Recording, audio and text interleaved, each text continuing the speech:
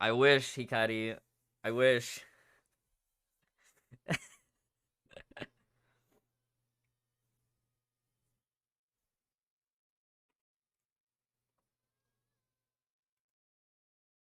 Okay, it looks like we can get started here.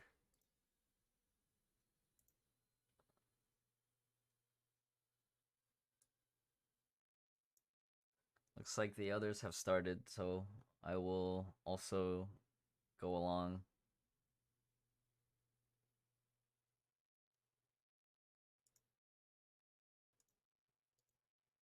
Okay, okay. Is Finana here? Is Finana in the chat?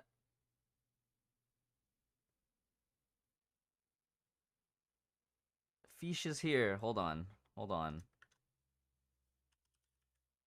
Okay.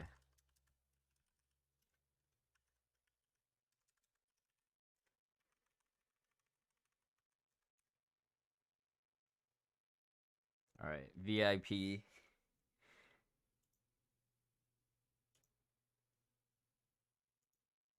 I guess we'll just get started. 5.4 is coming next week.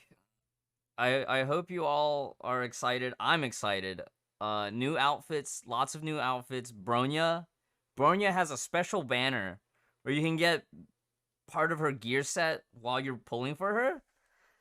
Oh my goodness. There's so much coming that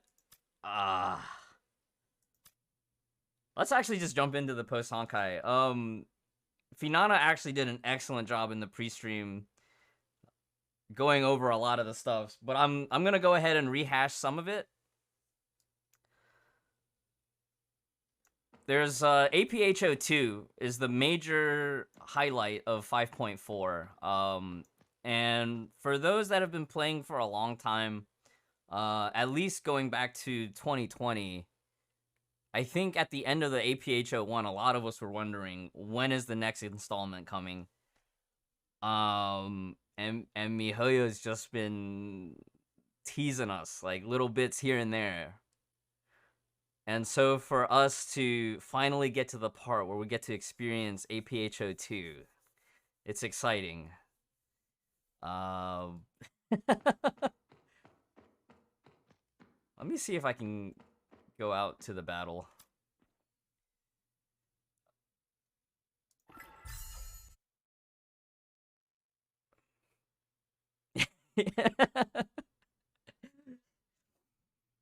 Yeah, the cliffhanger ending at the end of APHO1. What's gonna happen next? And then finally, the prologue for APHO2.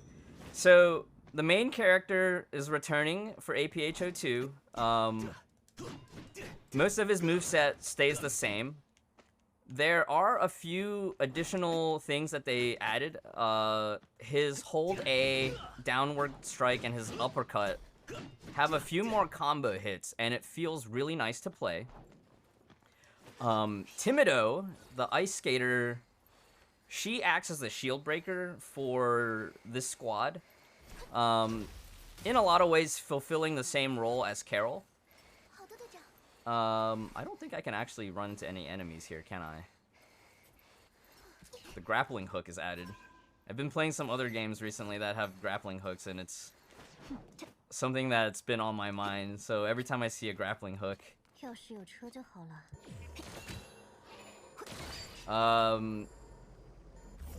Stealth strikes are back. The aim mode to break enemies out of stealth. I think aim modes are really fun now. Having played a lot of the archer characters in the main game... the normal modes... aim mode's been a lot of fun. So a lot of the weak point strikes are back. Timido actually has a really complex combo system built into her basic attacks. You can actually get a nice triple jump with Timido as well. And then Lyle is off-field support. Once you fill up your Moonring gauge, you can enable a super mode, and Lyle will appear on stage for a brief moment, debuff all your enemies, and then you go into basically a berserker mode, like a super mode. kind of like a burst mode. Sorry, I'm scuffing up a little bit.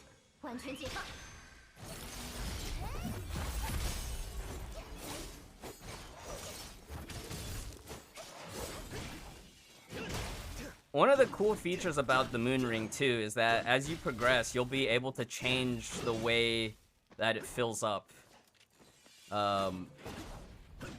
I think by default it's certain basics. Yeah, perfect dodge counters are back. A lot of different QTEs are available.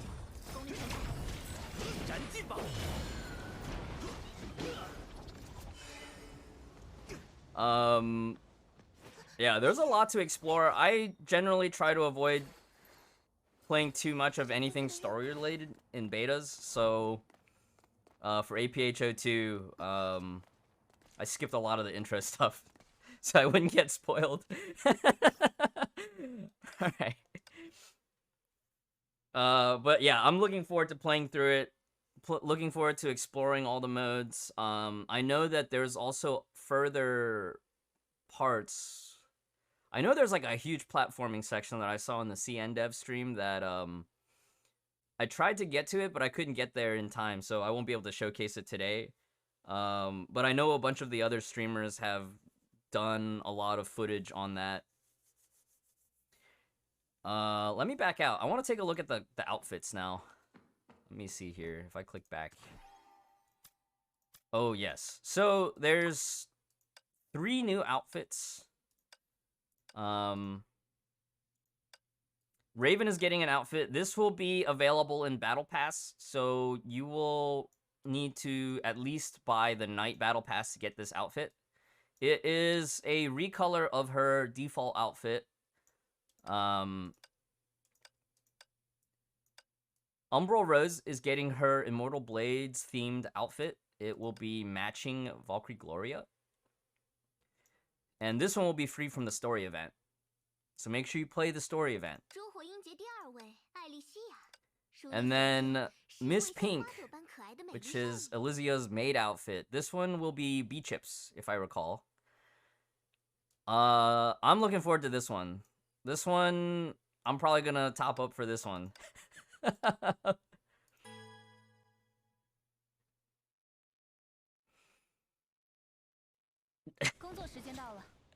So the cool thing about Raven's outfit, and I didn't realize this until like last night when I was, doing some last minute checks on the beta.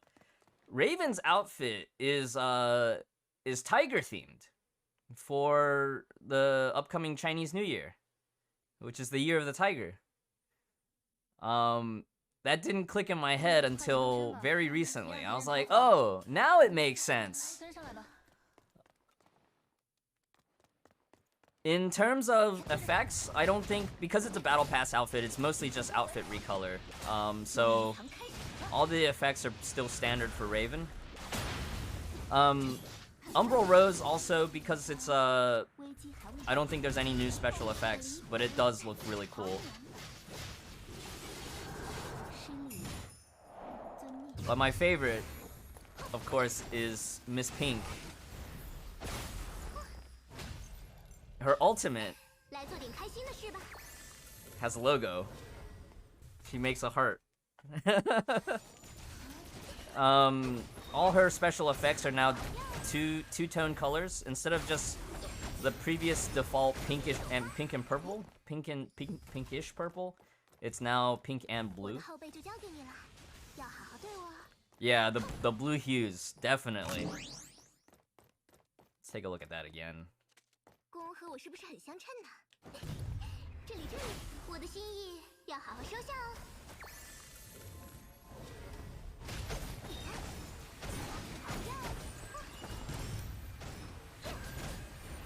Wait, can you hold on? Can you see? Oh, there's no more logo. It's only when the ult is casted. I was like, what if there's still a logo up there? One more time. One more time for this logo.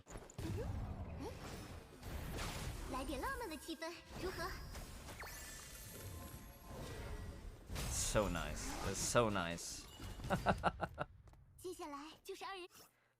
Unfortunately, my Alizia is still not even double S. So I'm a little bit behind on the farming. Let's go take a look at Silverwing Nex's abilities and weapons. I know this is a little bit. I'm rehashing a bit on the tutorial here, but I'm looking forward to this character as well. We recently had Alizia in Abyss, and fighting that boss as well as SSS Husk in MA. Both are quite frustrating challenges, I guess.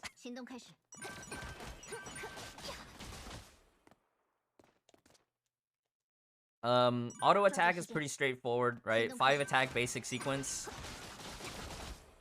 Aerial attack, you'll be able to tap your ult button to jump.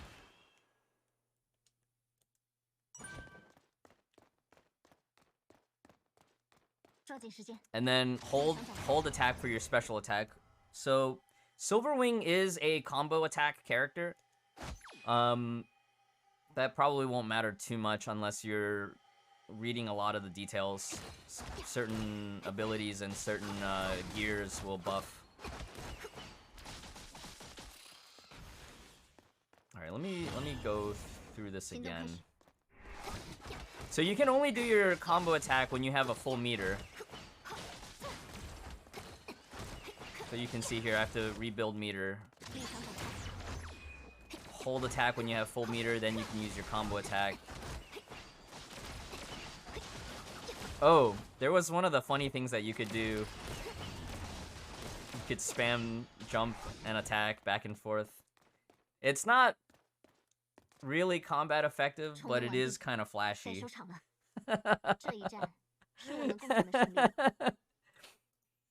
I remember, I think when MG was first testing the CN beta, he was just messing around with that a bit. He was like, oh, this is kind of funny. Yeah, kind of like HIV meter, but it's, I believe it's automatically refilling. So I don't think you actually have to attack constantly to refill it. Now, one of Silverwing's main abilities is that she buffs team QTEs, and she also gets a buff for every QTE that the team performs.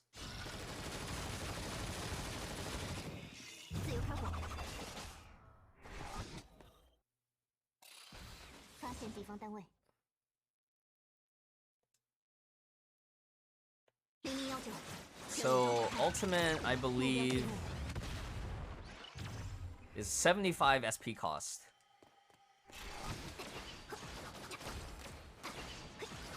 Okay, hang on. Let me redo this.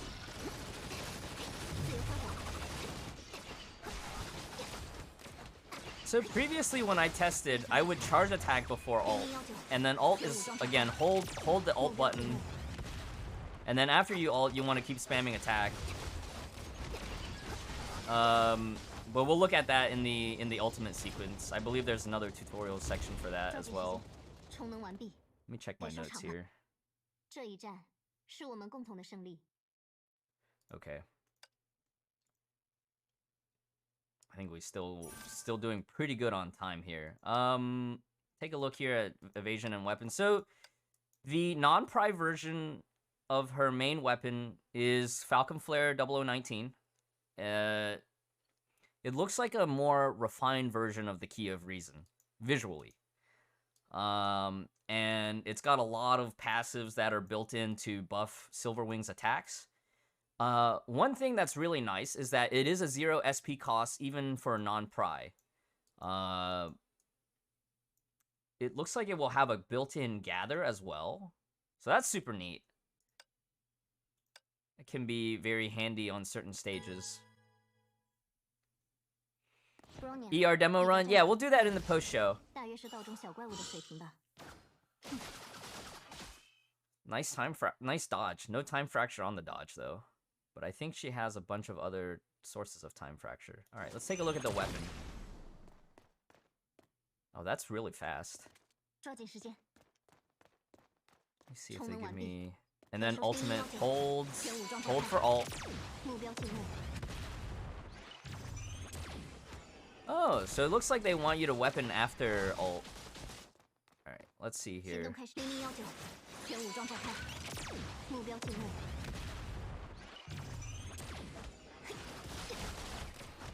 And then, of course, proceed as normal. Well, that's really neat.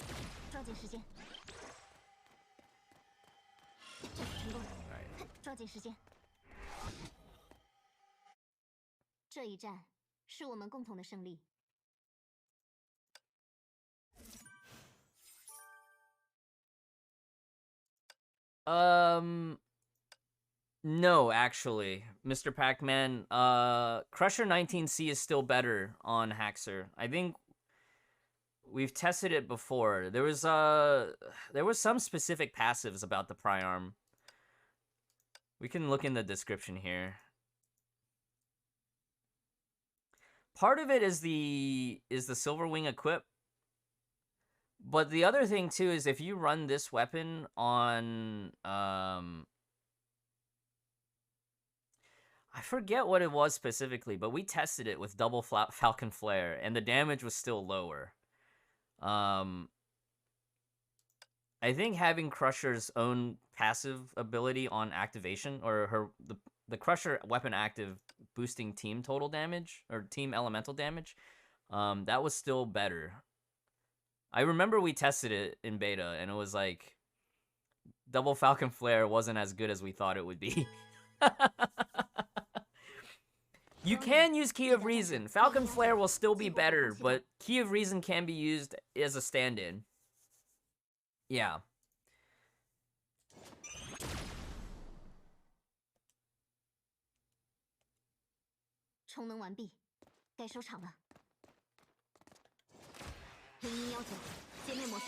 So it does seem like they want us to use weapon after ult, rather than before.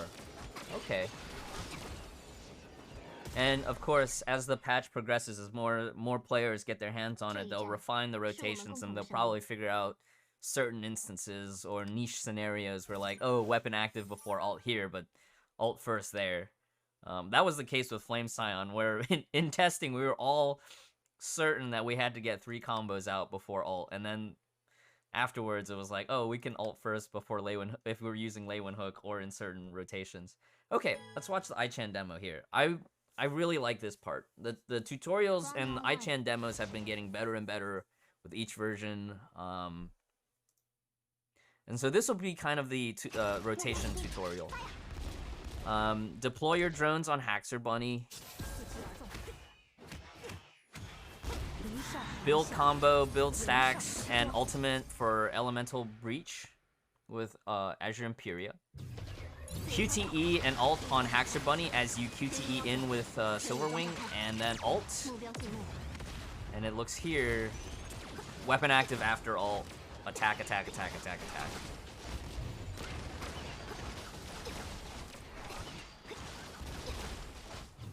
Summoning HOF. HOF is still a good investment, a very, very good investment. I don't think you should ever feel bad about summoning for HOF. After the main segment, I will discuss with the special guest for today regarding, you know, how to budget and plan your crystals for the upcoming few patches, and like, you know, what can you do if you want Bronya first, but you still need to plan for the next coming patches or whatnot. We'll discuss that a bit in the after show. For myself though, I will be rolling for Bronya. My birthday is next week, so I'm gonna be topping up a little bit. I'm gonna try to get some of those bundles before the patch rolls over, and we might buy some more bundles after the patch, so we'll see. Let me check my notes here. Okay, I get to kill time for a little bit because I think I'm still ahead of schedule. Okay, we can actually do some damage tests. I want to showcase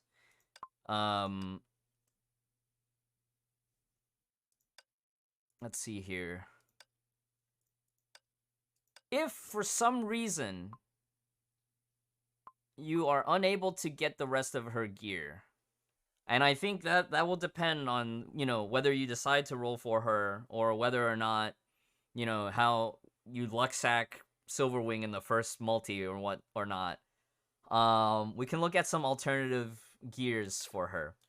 Now, previously in our testing, my personal experience is that as long as you get her weapon, you can run even parry 3-set on her, and she will perform super nicely. Now, in an ideal scenario, of course you would want her signature gear, but that might not always be feasible. Oh, stacks weren't built up, sorry. It's a little scuffed on the rotation.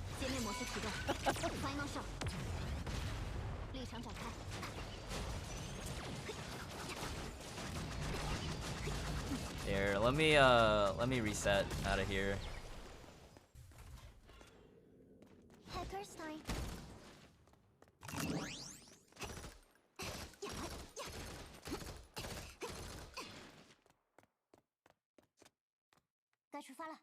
Let me see. I gotta build stacks first.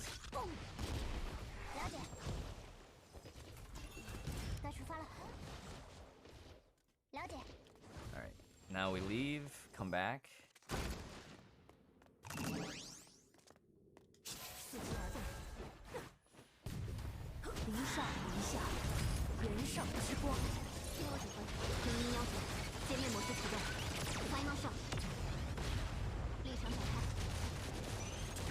I am not used to weapon active before ult, or after ult rather.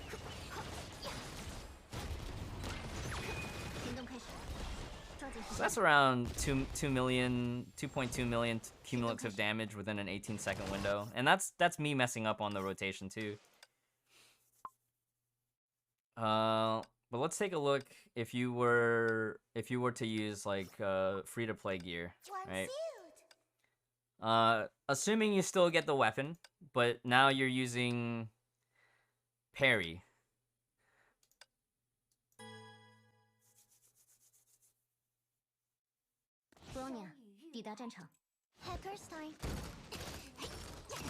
Oh, my Haxer Bunny might be low rank too.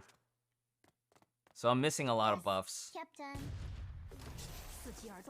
That's, pardon me on that one. I didn't actually get to spend a lot of time on this beta account. But maybe next time I'll have more of the supports ready. Alright, let's get in there.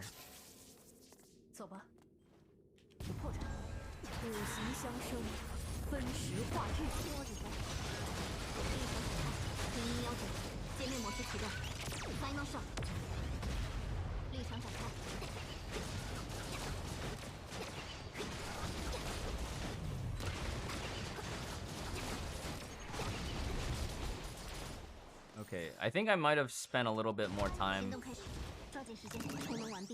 Oh, that... Okay, it looks better here.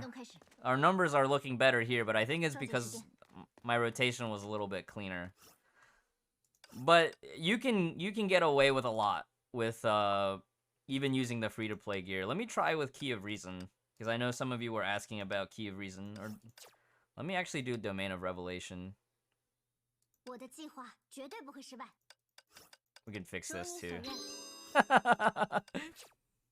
So, I think most players already have their Haxer Bunny at double S, if not already triple S. I think a lot of the endgame players that were playing at Brony's release already have Haxer Bunny at triple S, so let me get this set up.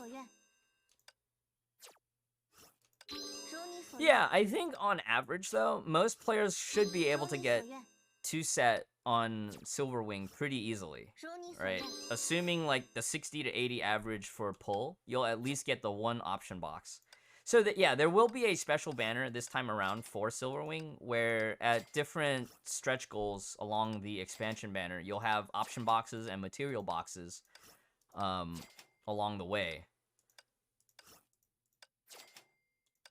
It is 60 pulls for the first Stigmata option box, and then 110 pulls for the weapon option box, which also includes Stigmata. And then there will be an option box as well from the APHO2 event rewards. So achieving 2-piece will be very feasible. And then for the M piece, you can either craft Parry M, or maybe you have a leftover Welt M from the early days of Hersher of Reason, or you could have May Pool Party M. Ziazis told me that he tested that, and they were all pretty close. Yeah, or if you're Hikari and you have like 2 Dawei tickets, you can just guarantee yourself that third piece.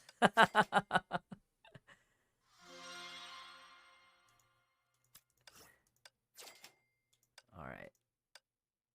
So we'll rerun all the other gear loadouts too. And this will just be with S0 for testing. Let me just double check and make sure. Oh, well, that explains a lot. I'm sorry. Yeah, a lot of her special abilities will be focused on buffing QTE damage for the team. A lot of ranged buffs, too, for herself when shooting through the barrier.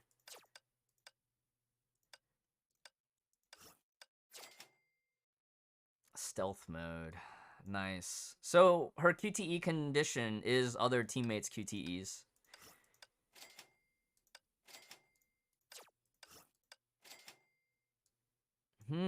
And she has an additional one when enemies are time slowed or frozen. So earlier in the demonstration from Ichan, we used Crusher Bunny on Haxer Bunny to freeze the enemy. And that's how we got the initial QTE in. Okay. Let's give this a try. So now we're looking at full parry with Domain of Revelation. Let me get my drones out, build some stacks.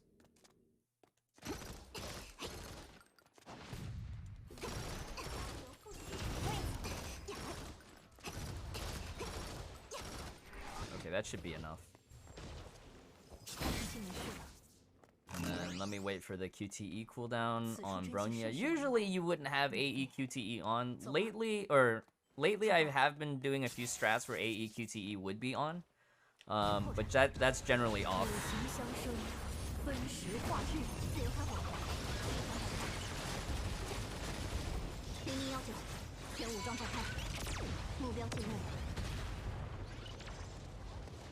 Whoops. Oh, one of the downsides of Domain of Revelation is that you can't actually weapon active Domain of Revelation while in the air. So do keep that in mind. 4 million with this setup. We can try it again and try to get the rotation a little bit cleaner.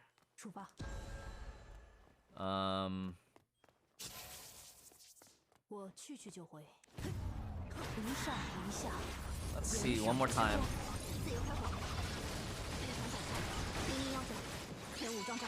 So if you are playing with Domain of Reason or Key of Reason, you'd probably want to tap onto the ground before you start shooting.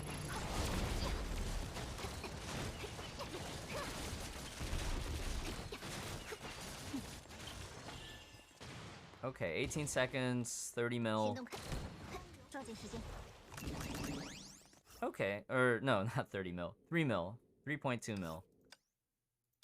I think the first one we stayed and shot a little bit longer. So that's how we were able to get up to 4 mil. Now let's go back to parry with weapon. A couple more minutes and we'll go into the quiz. 30 mil. What? I wish I could do 30 mil. That might make my Elysian Realm runs easier.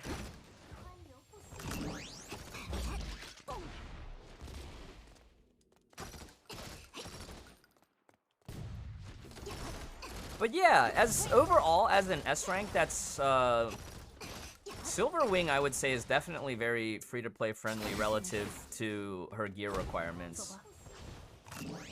I definitely think, yes, you should try to get her weapon. At the least, get her weapon.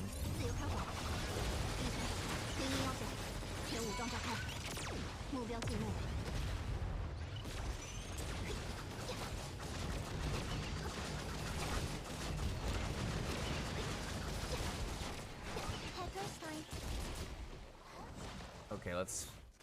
So this you can see, even with full parry, on a proper rotation, 4.4 mil, almost 4.5 mil. You can get a lot done as long as you are able to secure her weapon, which in high-end player terms, that's really free-to-play friendly, because her stigmata you can craft parry. It is a longer time horizon, but pretty much along the way to getting her weapon, you will guarantee at least 1, if not 2 stigmata. This DPS mode is beta test only, yeah. And then we can go back to signature gear. So full signature gear, this is kind of a dolphins and up, right? Yeah, dolphins and up will probably get the full set. Some dolphins will probably go for 3-piece, right? Weapon top and bottom, and then use parry M or welt M.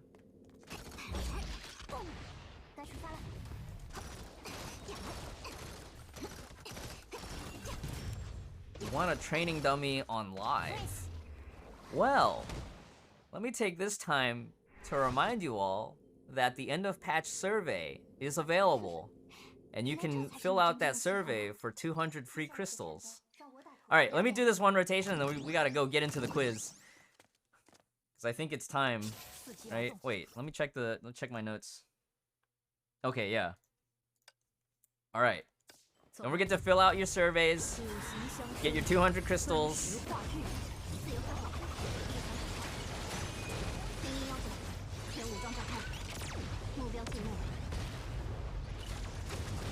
I might have messed up a little bit. I'm supposed to weapon active after ult, but it's okay, I guess.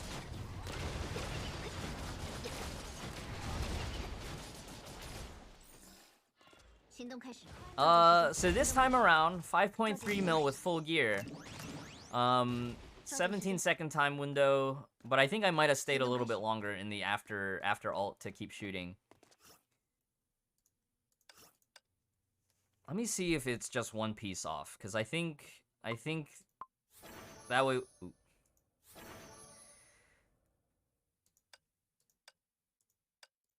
And this will be the last one. This will be the last one. I can see Rob's on the side still showcasing APHO2.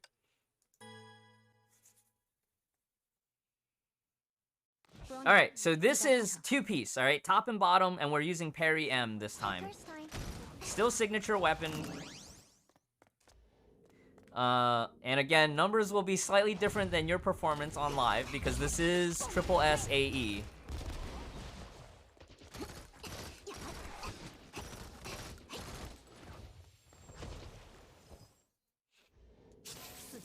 Quiz? Yeah, there will be a quiz. There might be 1 or 2 tricky questions. Might really see how many of you are really trivia-minded with Honkai.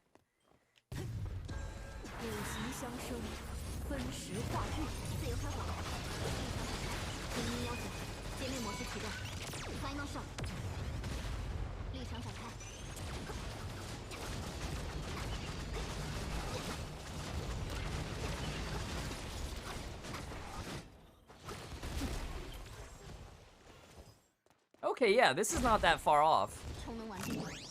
Yeah, so just 1 piece missing is not that far off. Again, these are kind of like napkin tests, right? I'm not actually using a proper timer, so within a 1 to 2 second window, it's honestly really close. All right, let me get ready for the quiz.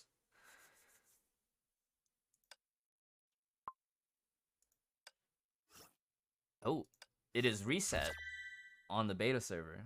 Don't forget to do your daily logins, both in-game and on Hoyo Lab. There's free stuff. I think yesterday was the 10 crystals, and today, I haven't done my Hoyo Lab login today yet, so I gotta go do that after stream. Alrighty, let me see here. Let me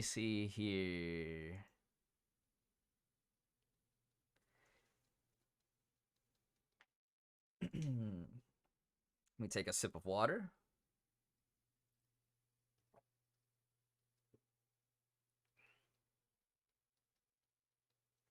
Let me see. Am I ahead? Seraphim, help me out. Am I ahead?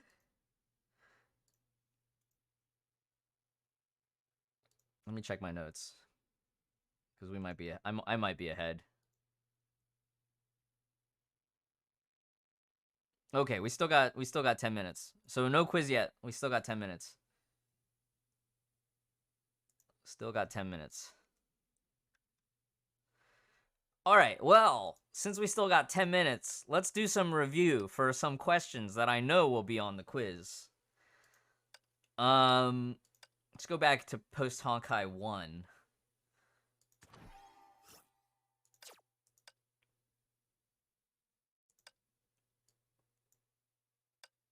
Oh, this might not have a lot of story unlocked. All right.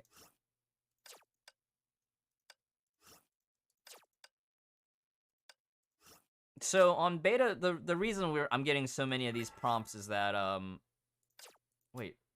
Oh, let me go into explore mode. Here we go.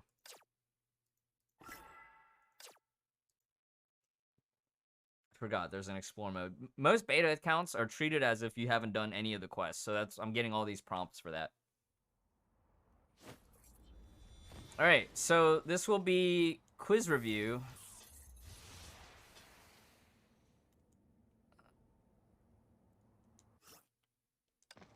Let me see if I can... Oh no, we might be level gated.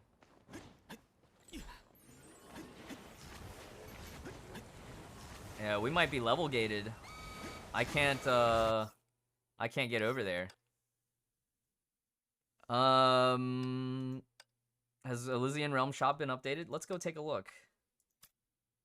Let's see here.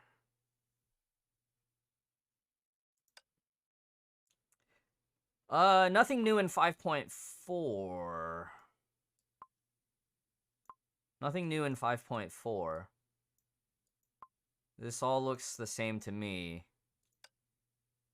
I don't think Battle Pass is available to check either. So I think most of the shops, if I recall, are more or less the same. Don't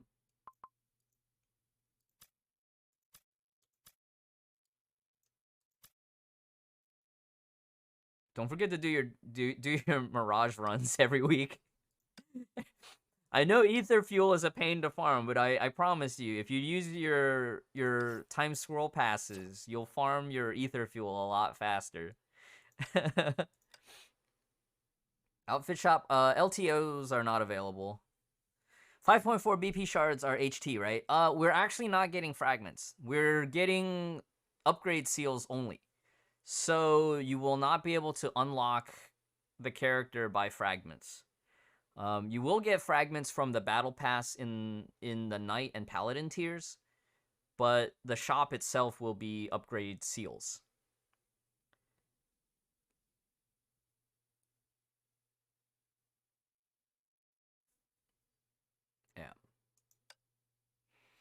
Yeah.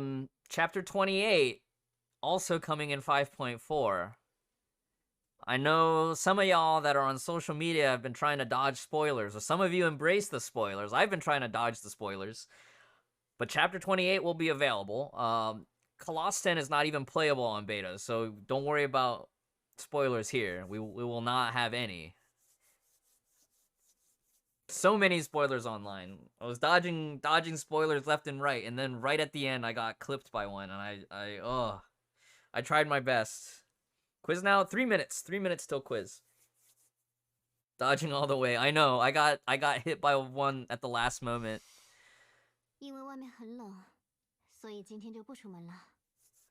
Yeah. But some people enjoy spoilers. Some people don't mind. You know, more power to them.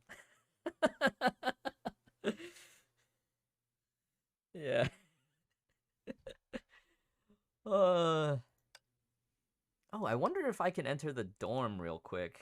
Oh, no. We can't go into dorm, because if we go into dorm, we get stuck with the dorm tutorial. That's a thing that happens on beta.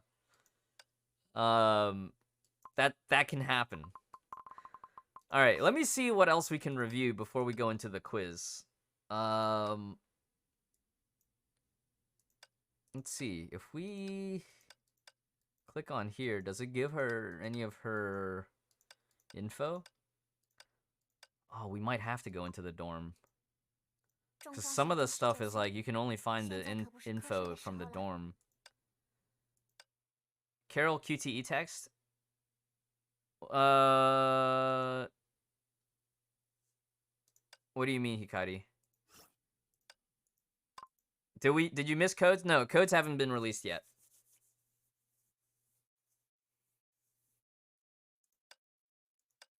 Oh, you mean the toggle?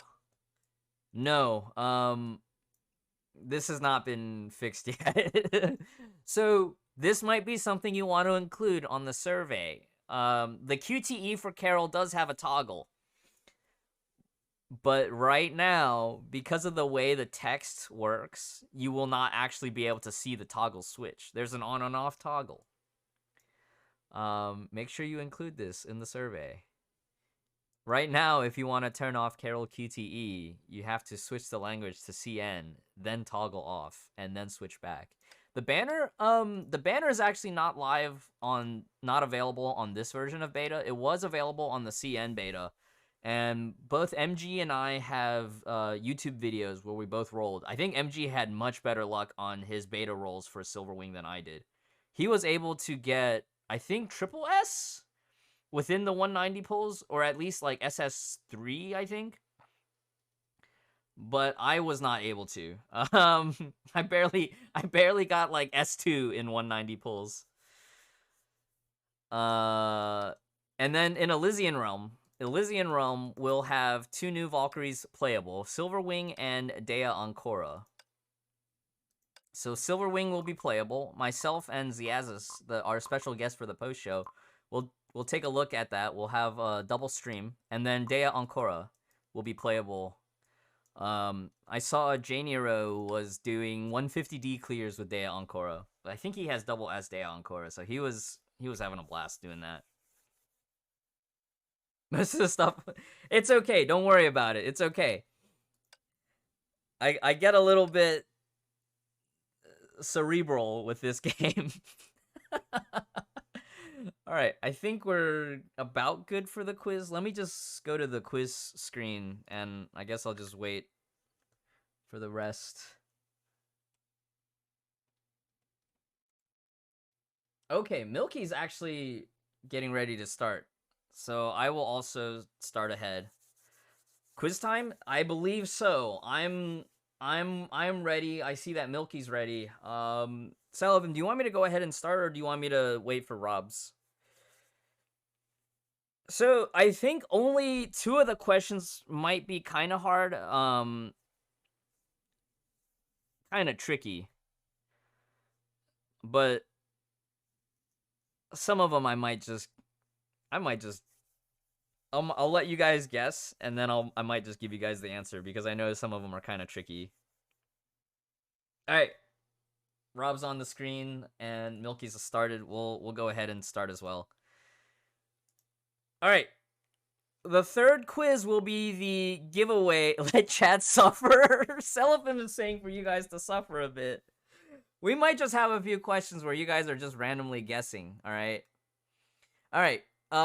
Quiz question number 3 will be the giveaway. Terrans will randomly select one winner from quiz question number 3, and he will DM you on Twitch to get your info. We need your Discord name, your UID, and preferably your Twitch username. Well, Terrans will have the Twitch username. Anyways, all right, this one's pretty easy. If you've played your web events, if you've been a longtime Honkai fan, what is the game designed by Bronya called? I'll give you one hint. It's also the anime that Welt produced for ET Studios, which is Anti-Entropy's entertainment arm. Is it Arthas? No king rules forever. I see a lot of correct answers in the chat. Yeah. No king rules forever. Yes, so the answer is indeed B, Arahato.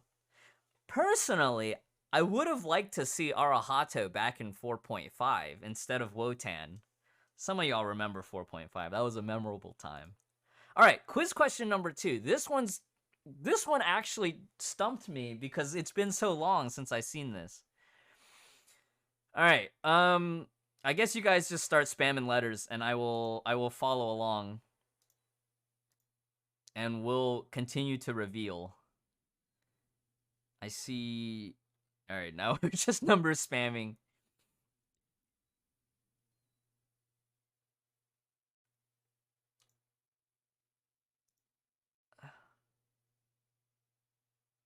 Oh, you guys are going so fast. I can't even keep up.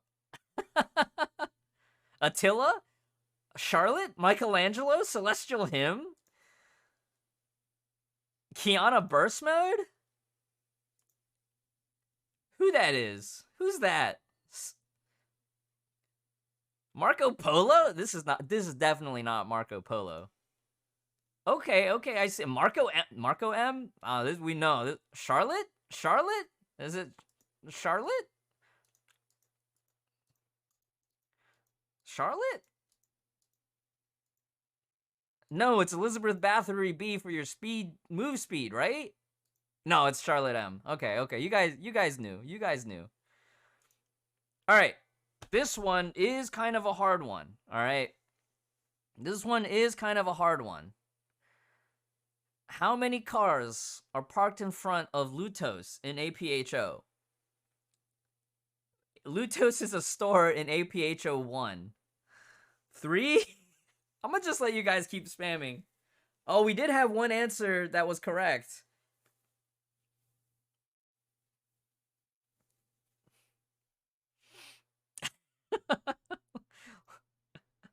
Let me DM Terrans real quick.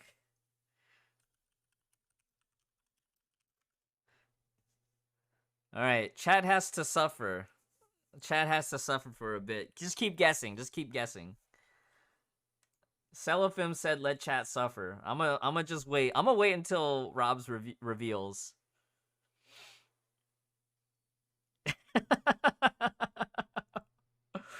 So one of the shops in APHO 1 in the big circle has a car parked in front of it, or a few cars parked in front of it, or maybe 2 cars parked in front of it, or maybe 10 cars parked in front of it.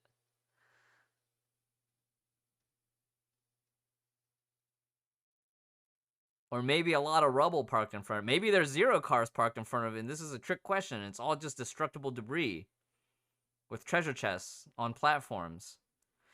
Oh, you remember back in APHO 1 when you saw that one treasure chest that was like up on that high platform and you had to try to platform your way on the scaffolding without destroying the scaffolding, but if you made one wrong move, you destroyed the scaffolding?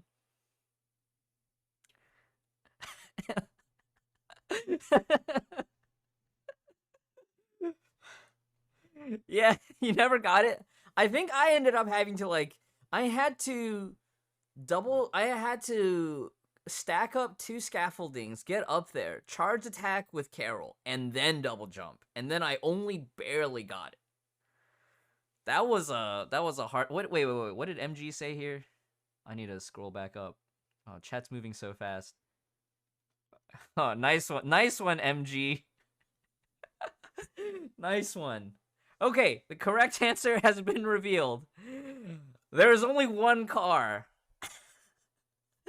There's only 1 car, but I'm surprised that many of you thought it was 0 after I started going on my anecdote. But I'm glad that anecdote was a relatable experience, trying to get that one treasure chest floating on a platform.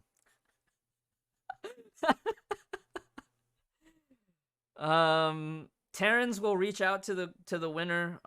Make sure you have your in-game UID available.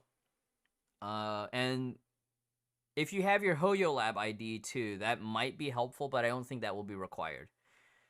But definitely give us your Discord name and ID as well. That way, if the CMs or the mods need to reach you, they'll be able to find you in the official Discord and whatnot. All right, last question. This one was tricky because we couldn't get into the dorm to review the notes. I'll give you a hint, though. It is between 10 and 20. in terms of centimeters?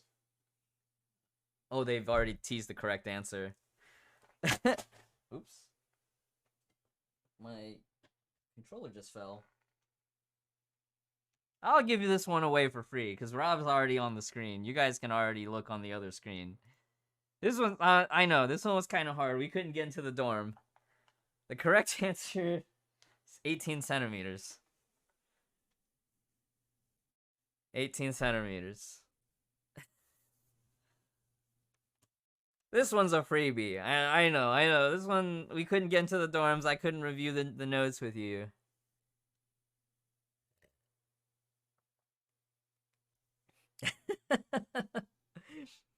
You didn't know? I didn't know either until I had the quiz. I forget to go into my dorm sometimes. Like I said at the beginning of 2021 that I was going to work on building furniture for my dorm. And then halfway into the year, I just completely forgot about building furniture. So it's been a while since I visited my own in-game dorm. So what's their total height now? I don't know. I'll have to check. I'll have to check later. Once the patch goes live and I have the dorm chibi, I will go back in. So here's the first code, Silverwing 1. Different from the weekly in-game quiz. Very different. Very different. Cellophim, I think for the weekly in-game quiz, I've already memorized a lot of the answers, and I'm just kind of autopiloting through my way through. So this is your first code. This is available for global on America's North and South America server and Europe server. This is 60 crystals. You can type it in from your profile.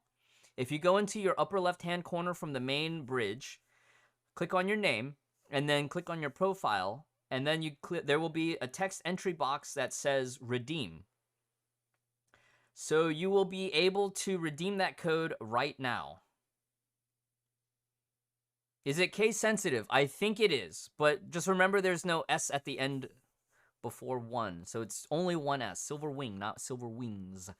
Silver Wing 1.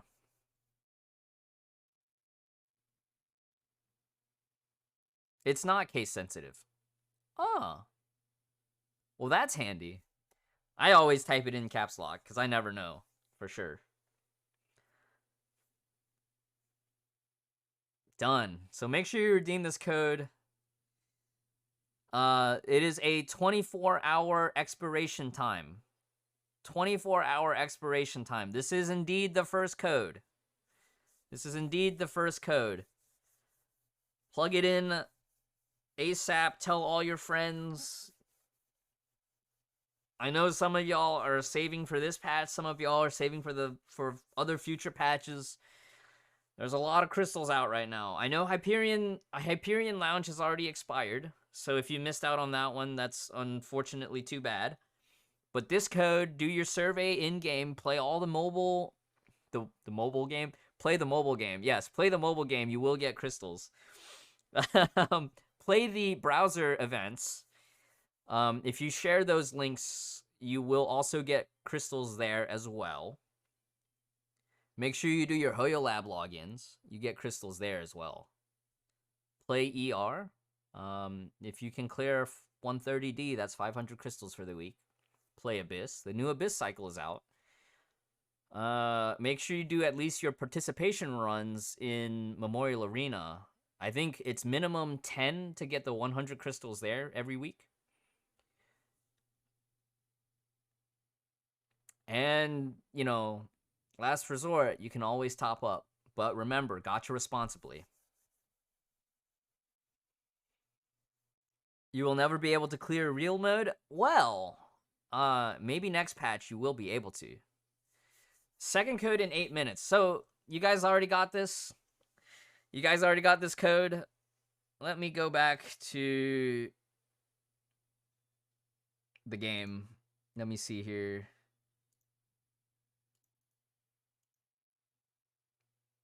Okay. Post this one up. And oh, Terrence came back. We got the giveaway winner. Congrats to the giveaway winner.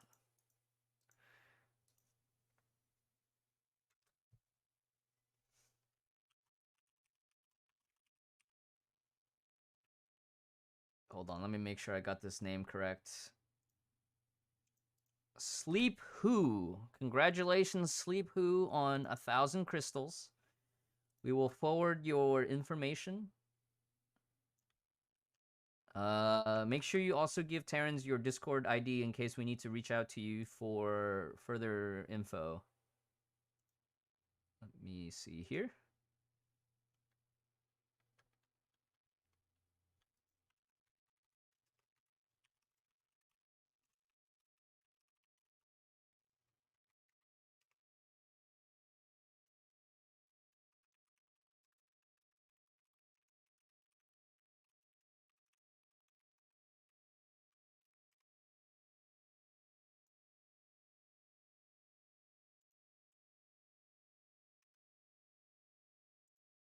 Alrighty.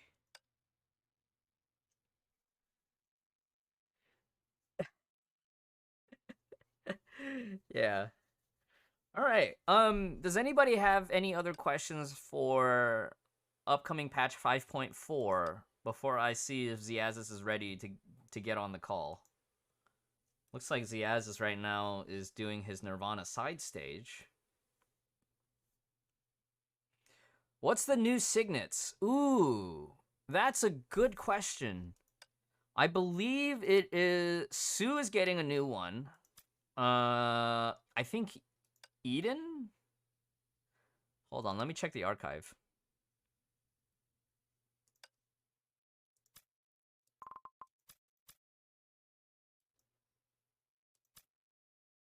Signets. Wait, why can't I see the whole list?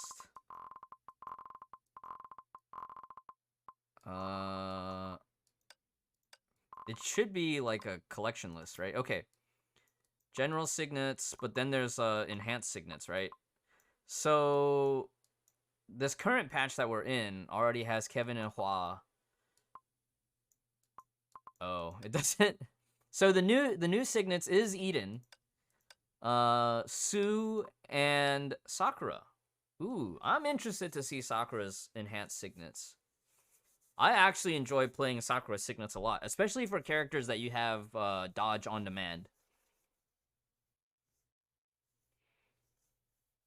How do you defeat the boss EX Fang and EX Zin in the current Day You Vanish with the Stars event? I'll probably play through that on my main accounts after the stream, after the official portion. So we'll go over that afterwards. Stay tuned. Where's May in APH02? I'm sorry, Oat Milk. I don't know. She's back at the base. She's back at the base.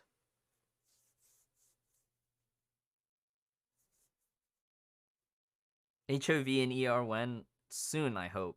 There's a lot of characters that I would love to see in Elysian Realm that I think would have like really nice gameplay potential.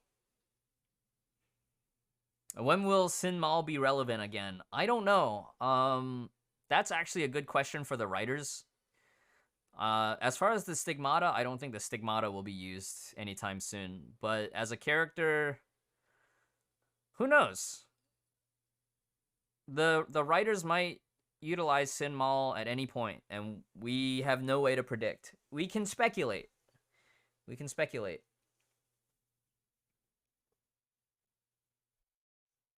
Is Silverwing worth pulling for? She definitely has her fights. If you're looking for the meta side of things, she definitely has her unique fights. She'll be really good on Husk, Triple S Husk. I know a lot of people are very frustrated with that fight. So Silverwing Bronya is a type counter to Triple S Husk, as well as she also is fast attack.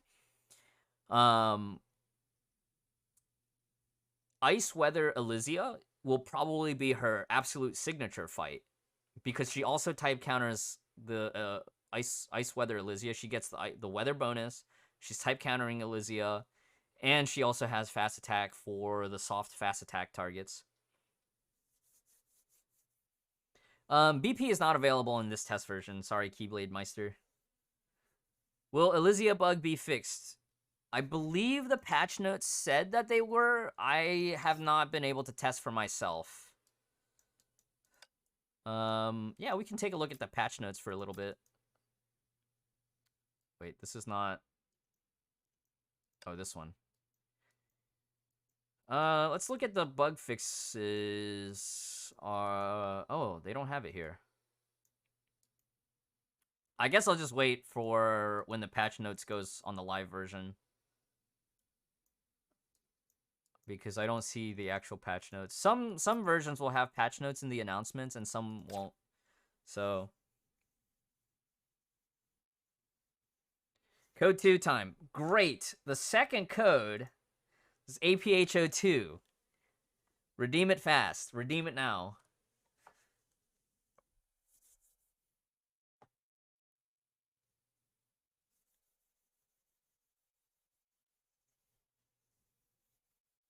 $60 crystals. Put it in your stockpile. So in terms of meta, Silverwing will be meta, but it'll be very specific use cases. I think Ziazis and I will talk a bit here once I get him on call. We'll talk a bit about like how you should plan your crystal spending. I will say that if you really enjoy Bronya as a character, she's definitely worth pulling for. But it also depends like what your goals with the game are. Some players will opt to save for 5.5. I will try to balance a little bit of both. I think some players who are in a position where they can afford to top up, they're probably going to be topping up. For myself, it's going to be my birthday next week, so I'm topping up. Ziazis, all right, Ziazis is ready. Let me get Ziazis on the call. We will take a look at Elysian Realm, and we will take a look at Silverwing performance in Elysian Realm.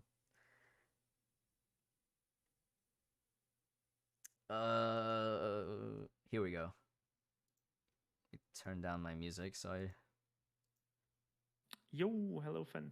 Hello, Ziazis. How are you today? How did your Nirvana Abyss go? Man, RNG rolling, jump attacks. Ugh. We got the 824 though, so all good, all good. 824. Wow. Yep. All good. I don't think I will mold more. I think it's good enough.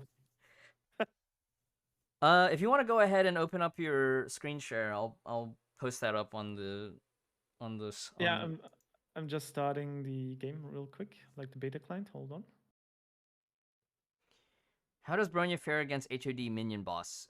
Just a double S fight. Are we getting triple S HOD this patch? I don't even remember. I've like looked into like the Chinese players posts and I didn't see any of them. So I don't think he will be in the game already, but I don't think they'll use him. Oh, we could live learn today.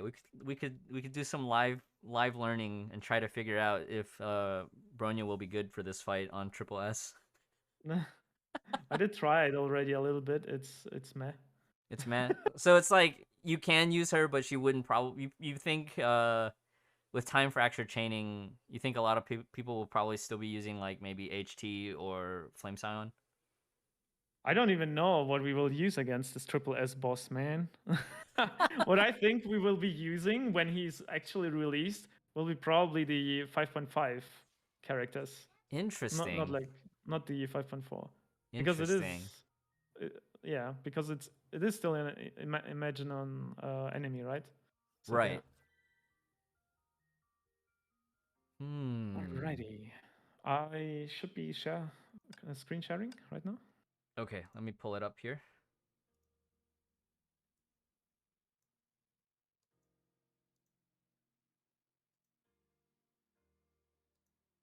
All right.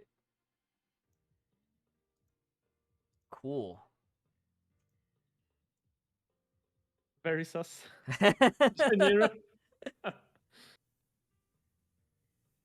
Don't worry about it. Don't worry about it. That's why I'm saying, like, don't worry about Herrscher of Domination as a boss. Let me actually look at one of the top Chinese players' videos. If he actually posted any videos, I could have done that before, but I forgot. Hey, Scissor, welcome to the special stream today. Don't forget to redeem your codes. Yeah, even for this week, there's none. So I don't think, I don't think they used Herrscher of Domination, did they? Oh, actually? Maybe they did. But they use Flame Scion. They used Flame Scion. So they actually on the last week it seems to be used. But they use Flame Scion, so. Okay, so Flame Scion will be the ideal solution. If you do have Silverwing, you can. Who were the other bosses on this week? For CN. Let me see. Did he post? I think he only posted the video for Urge of Domination. Oh, for everybody else in 500. chat, if you want to go, you are free to go. I will be here with Ziazis for quite a bit longer. We'll be discussing planning a bit. We'll have the codes posted. We'll take a look at Elysian Realm.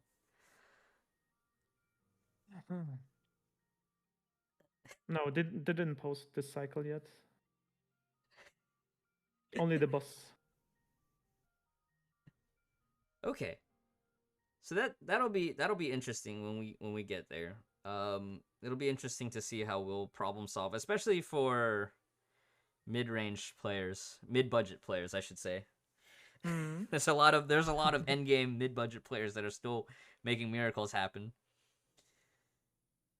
True that. No, Elysian Realm is closed, I think. Wait, is it? It is. No. Ah. Oh man. How unlucky is that? I did not expect that. Oh man. Okay. Have you been to the Abyss Selector any on beta? No, I haven't actually. Oh, this could be good. I didn't try anything yet. Yeah, let's take a look at the Elysia fight. We could fight with the new Bronya? Yeah, with the new Bronya. I'll test at S0 and you can showcase cause yours already triple S, right? Or double S. Double S. Only double S, yeah. Okay. So we could try and see, yeah. 我准备好了。 Okay. This will be actually a good showcase for those that might be interested in ranking her up. I think my affixes are trash here though. I haven't even done any affixes. Oh wait, but we get the reroll materials, right? We do have them, yeah. We could actually roll. So, but hang on, yeah. I need to acquire some. There we go. I guess we'll go with AE actually. I'll just take whatever I get from the oriented reroll. Oh, also new in this patch, you can reroll 10 times. You can do a 10 times 10 reroll, and you can pick out of your selections. This is actually a really nice quality of life feature, and you can filter. You can filter by attack. Are we leveling? I'm leveling. What is it? Yeah. I need to do that too. I think I only ranked her up. I didn't finish leveling the skills. Oh no, the skills. Oh, that's right. She's bio. My mentality is still like, oh, this is Hersher of Reason. So I just went straight for the mech affix reroll. Well, if you go for the gun one or heavy, they called it heavy now in short, I think, right? Cannon, right? The beta clan at least. It's heavy weapon and scythe, right? That's usually the pairing. Yeah. All right, Mirage Store reroll devices. Guys, look at this amazing 10 reroll mechanic. 第二小队代理队长 Bronya， 听候指示。 And we get absolutely nothing.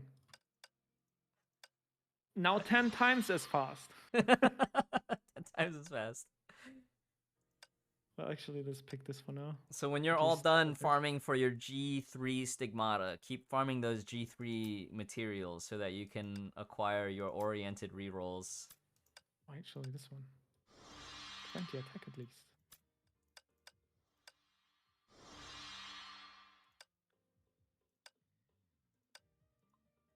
I think I'll just Just leave it at the 20 and try to roll the other.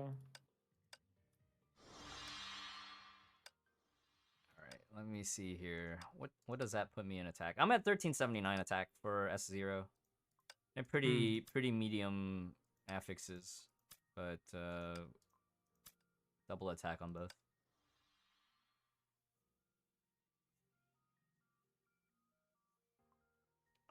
Voice line menus? I think you can already... No, actually. I don't know. I don't know if that will be a thing, Pressler. The name's kind of hard to see. Pressler. Yeah, I don't know if they'll be adding that. I know that in Dorm, they have specific lines available, I think. It's been a while since I visited Dorm, so I'm probably wrong about that. Imagine receiving a DOM update. Like that would be something new. So, to Drimzen's comment, skimming through the affixes, you can, after you do your 10 roll, you can actually filter by attack. And that'll bring all the ones with attack up to the top, and they'll sort sort by highest to lowest. So it'll be easier to skim through, so to speak.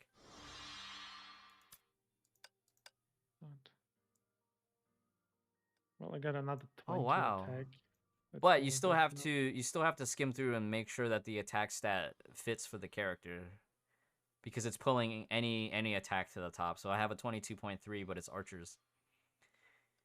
Bronya's ranged, but she's not an archer. Blade and cross. Ooh. So they did, yeah. So they did rename it to Heavy and Scythe and not Cannon and Scythe, which is helpful. It's helpful because I think a lot of people get confused with heavy weapon being great swords, yeah. Great swords, and then like the 3 different subtypes with lasers and laser cannon and missile. And they switched Gauntlet to Fist User. Okay.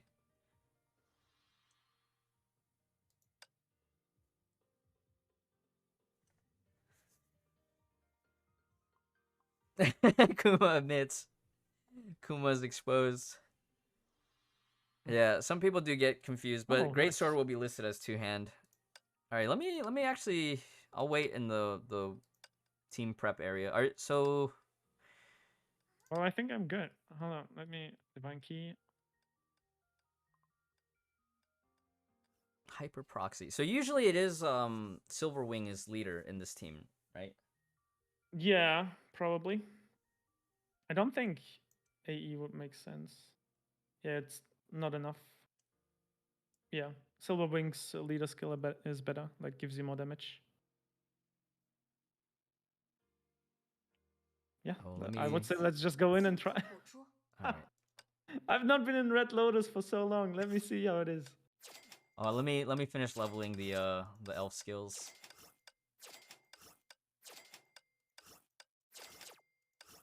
Already gotten used to cannon. I feel that way too, where cannon is shorthand for all the heavy weapons, but then certain situations you do need to clarify between cannon, laser, and missile.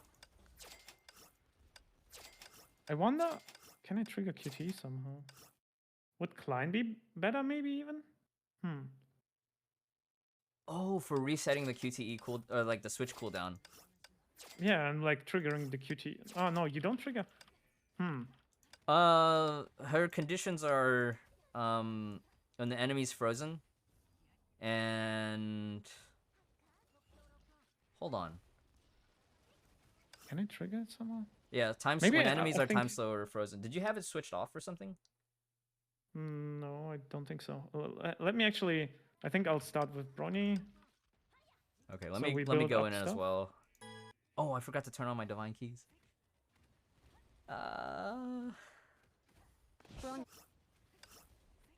my controller sensitivity for the scroll is off by a little bit too. Hang on.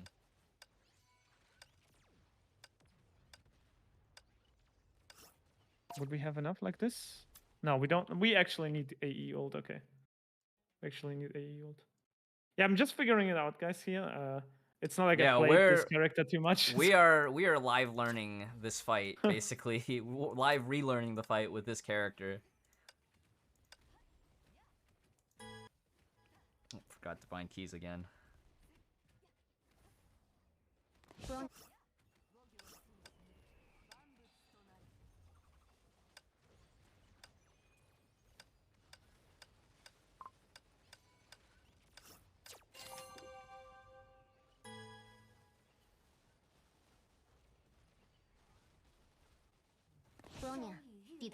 The 1K crystals giveaway has already ended.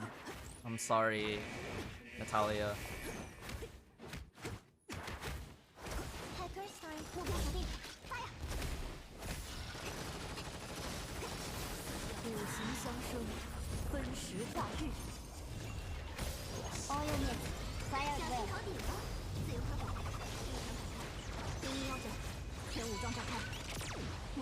Who's the new Triple S boss? Hersher of Domination minion. We can take a look at that one after this as well.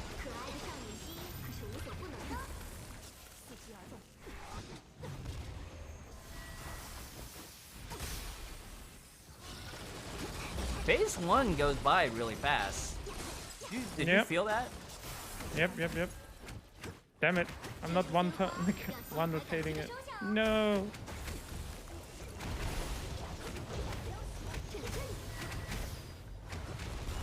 So one of the cool things that I didn't find out about this fight until the last actual cycle was that if you actually break the pillars, you get an SP pack.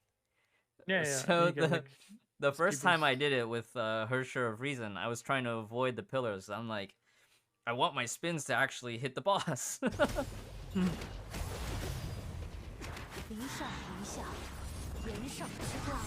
It is probably possible to do much faster with this one. There must be some... Oh, I was short on SP on Silverwing here.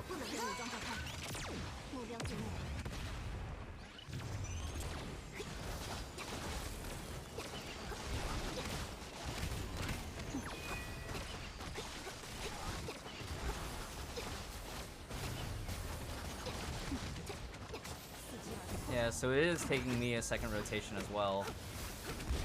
I think we need to damage it a little bit with the... Yeah, I think so. So basically like what you need to do... slower phase 1? No. You basically need to damage a little bit without the ult, and then you trigger Silverwing's ult to refresh your bar. So you can be long in burst mode. Interesting.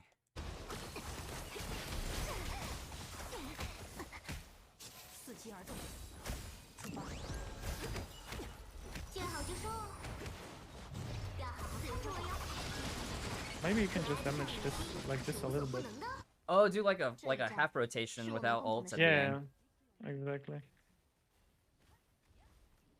How does Silverwing compare to other DPS Valkyries? What have you heard about her, Ziazis? I didn't hear much about it actually. Because the one thing that I did hear was that S0 would outclass even like Triple S Argent Knight, but I don't know Argent how. Knight, yeah, exactly, and especially in these fights, right? Right. Now, obviously, player error, right? User error, player skill will be a factor in that. I think any Triple S Argent Knight player that knows what they're doing will be able to compete against an S0 Silverwing player who, you know, isn't as familiar. Both with the characters and with the fight and with the rotations. Is Silverwing a physical? Ice DPS. Ice DPS and range type. Mm-hmm.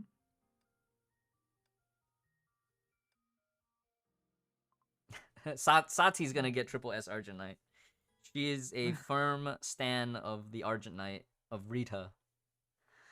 What did we get in Nirvana last time with Argent Knight? I think it was 630 or something. So, and Nirvana was at 440 something disturbance. So if she can get here like around 800 or something, maybe that would be already good. And then basically in Nirvana she would probably be able to get like also like 700 or something.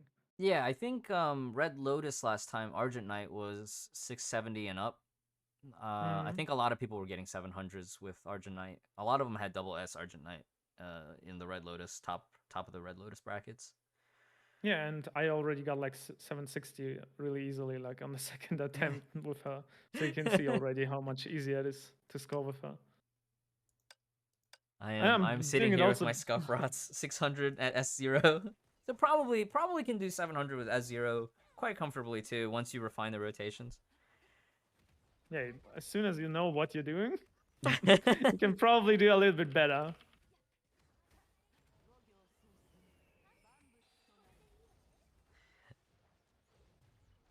So for those that are probably watching like Endgame Honkai for the first time, a lot of Endgame revolves around chasing high scores in Abyss and Memorial Arena, and so there's a lot of practice involved, like learning rotations and then building the muscle memory for the inputs. Sometimes, especially more so in Memorial Arena than in Abyss, but certain fights in Abyss will also have this similar situation where you'll have like unique input timings that are sometimes frustratingly RNG based, and then sometimes it's just really hard to execute because the inputs have to go through really fast. But I kind of like Silverwing in that she's very straightforward to play. There's not that much to mess up on. Possibly the input order after you QTE back in, right? Because I was fumbling a bit with whether to do weapon active first or charge attack first before weapon active, that type of thing. Ah, damn it, that's slower. But I think my first phase was slower. Yeah, I don't even know what's optimal as well. I'm just playing her. It seems like you want to weapon active though before you do anything else, because the weapon active actually increases your damage for the next, I think, was it 10 seconds or 15? Let me see real quick. Oh, it has a thing about like if used during ultimate, right? Let's go into the nitty gritty here. Additional 10 seconds added if ultimate is used during this time for a max of 1. Okay, so Exactly. So you want yeah. to use it before the ultimate, basically. Okay. Yeah.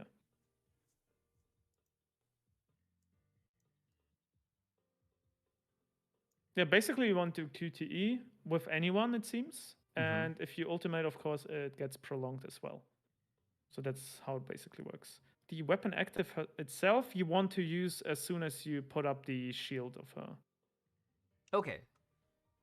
Because it gets multiplied as well. Something along the lines of AE ult, Haxorunny QTE, and ult, and then you QTE on Silverwing, charge a combo attack. It's technically combo attack. Combo attack, weapon active, ult.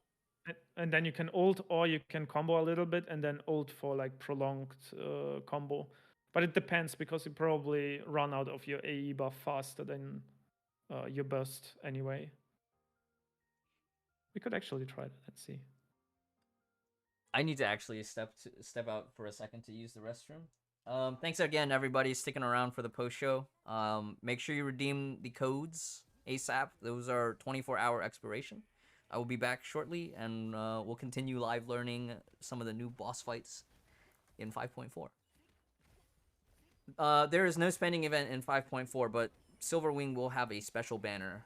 I believe 5.5 is the projected spending event. And when we come back, when I come back, we'll talk a bit about how to plan out, where to spend and where to save. So I'll be right back, Ziazis. Thank you for being here. Yo. BRB. Okay, guys, we are alone here now with the real streamer, Fence Chair. We all know that Fence Chair is the actual player. Fan is just a commentator.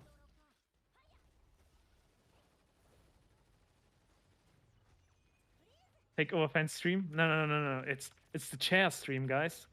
The Chair is actually the one that's playing. Well, but it's shy, so it doesn't want to do anything while Fan is gone. Okay, this doesn't work. We don't have enough damage that way. Can I pull for Fan's chair? Mama Brony is the streamer. Ah, maybe actually, yeah. Oops.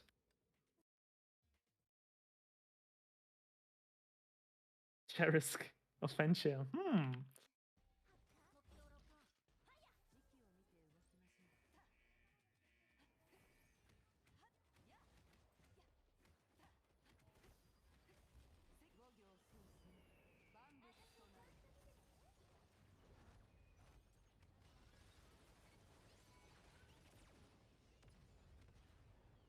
Three.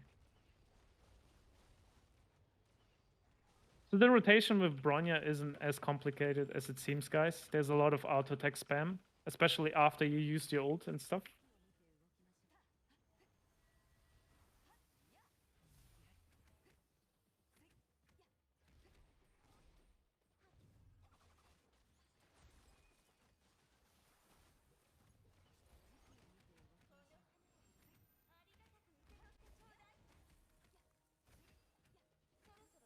No.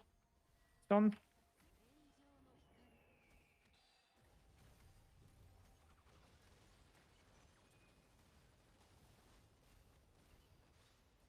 Let's try. I did a little bit longer combo now.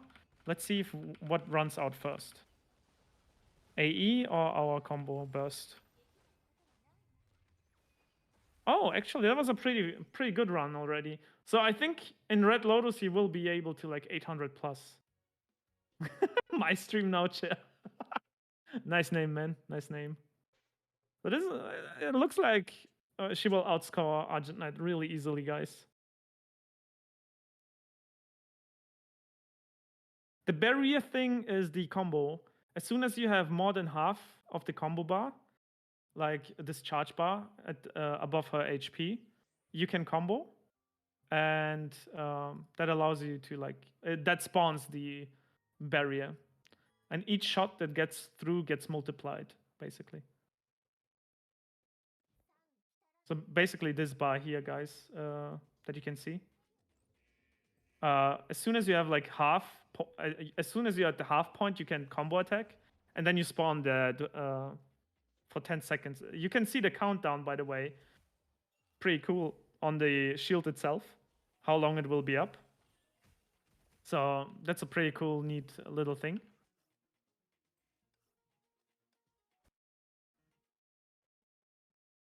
All right. Exactly. She's triggering like 2 times, I think.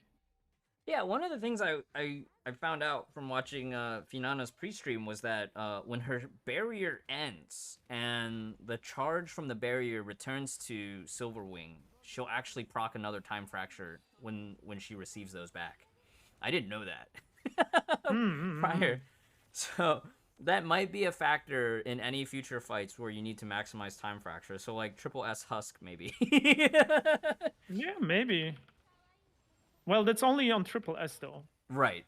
Because I think any double S fights.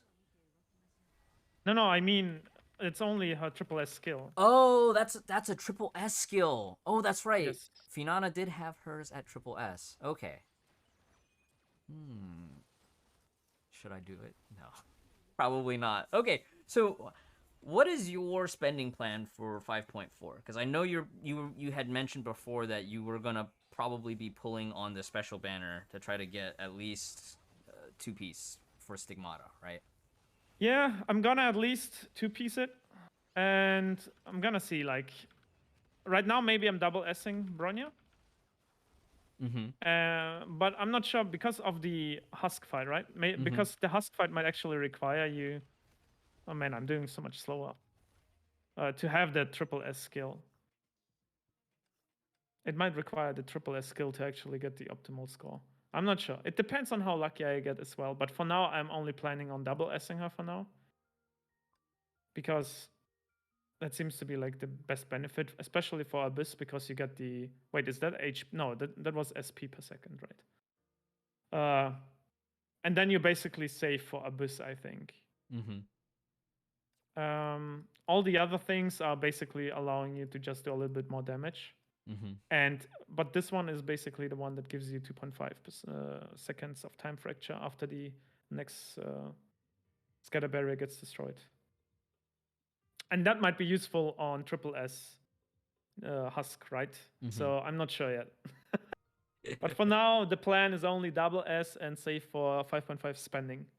So for a budget player, let's do two categories, right? A budget player who prepped for 5.4 because they're big Bronya fans, and then a budget player who's maybe not necessarily as much of a Bronya fan as the first player. What would you recommend in terms of prepping both for 5.4 and spending event in 5.5? Well, if you're not a high spender or like a complete free to play and not a Bronya fan at all, I wouldn't even recommend getting her because she only has like a handful of bosses that she's useful on for now. So if you are a low spender, for example, I would only recommend getting two 110 pulls. So you basically get the weapon and one stigmata box. And the second stigmata box you'll get from the event. And on those two stigmata boxes, you will choose top and bottom. And for the middle one, you can then use, like, we tried a lot of different middle stigmatas, and basically Veld M, Parry M, and Beach May M are pretty much around the same damage. And they're only a little bit below. They're like literally only like, you only lose like 5% to 10% damage if you use those instead of the signature gear. So for lower spenders, I would recommend just doing the 110 pulls on Bronya. And for like, if you're no fan at all of Bronya and don't want, just save for 5.5. I saw someone earlier today, they said, if you get her around 60 pulls, pull to 110 and hope that you don't get any dupes so that you're building pity towards 5.5. Yeah, 110 pulls, Sunny, it's because you get the bonuses there. You get one stigmata box at 60 pulls, if I'm not mistaken, and the weapon box you get at 110 pulls. And that So way then you you can basically skip focus supply. exactly. You can skip the focus supply that way.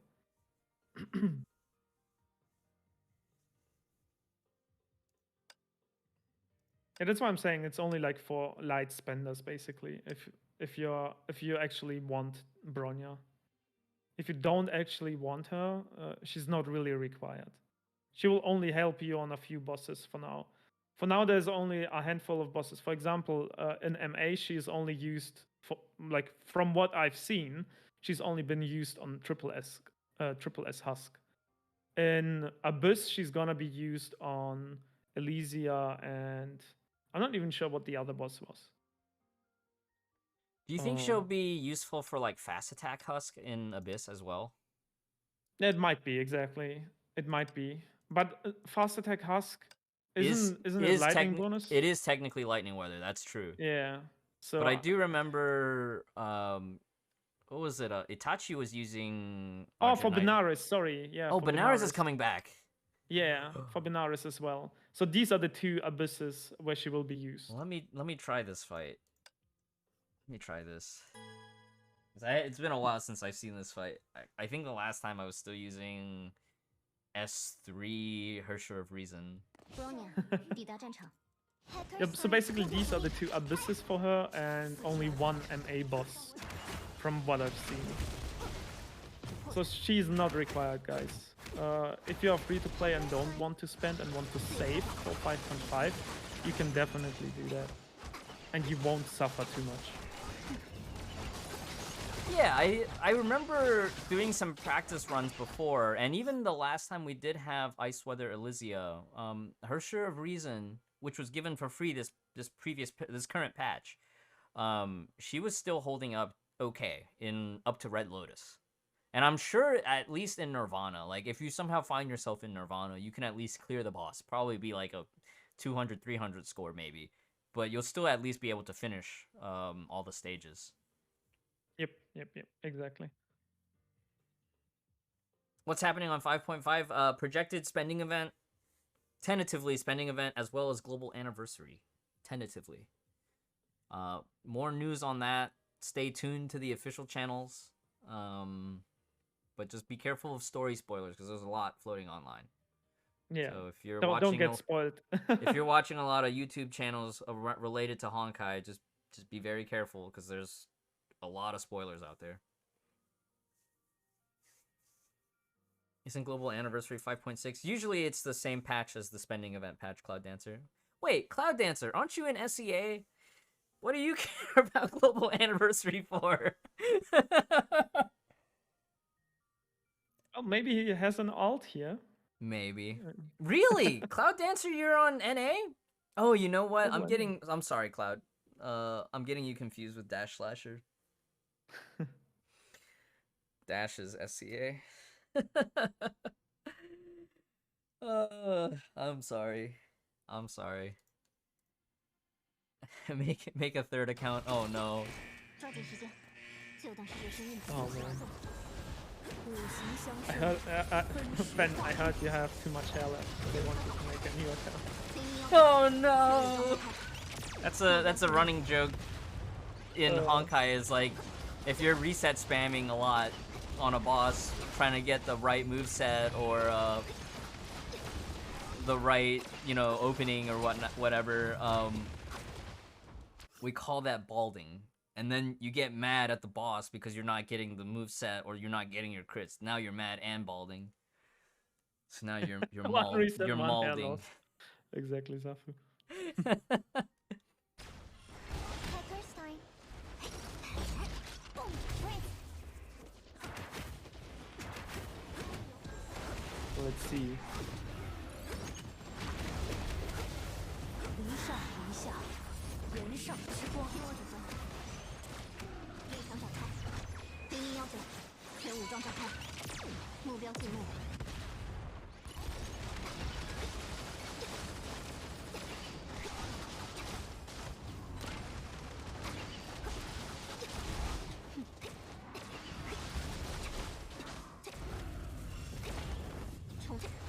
I feel like I'm missing something because I see the indicator during the ult to hold attack. There's like a bonus no, combo. that's just tap. It's just tap. Oh, okay. Yeah, you just tap and you'll trigger it. Okay, my I scuff forgot. rotation I got to 700 plus with S0. Forgot to. 这一战是我们共同的胜利。 Okay. Let's see.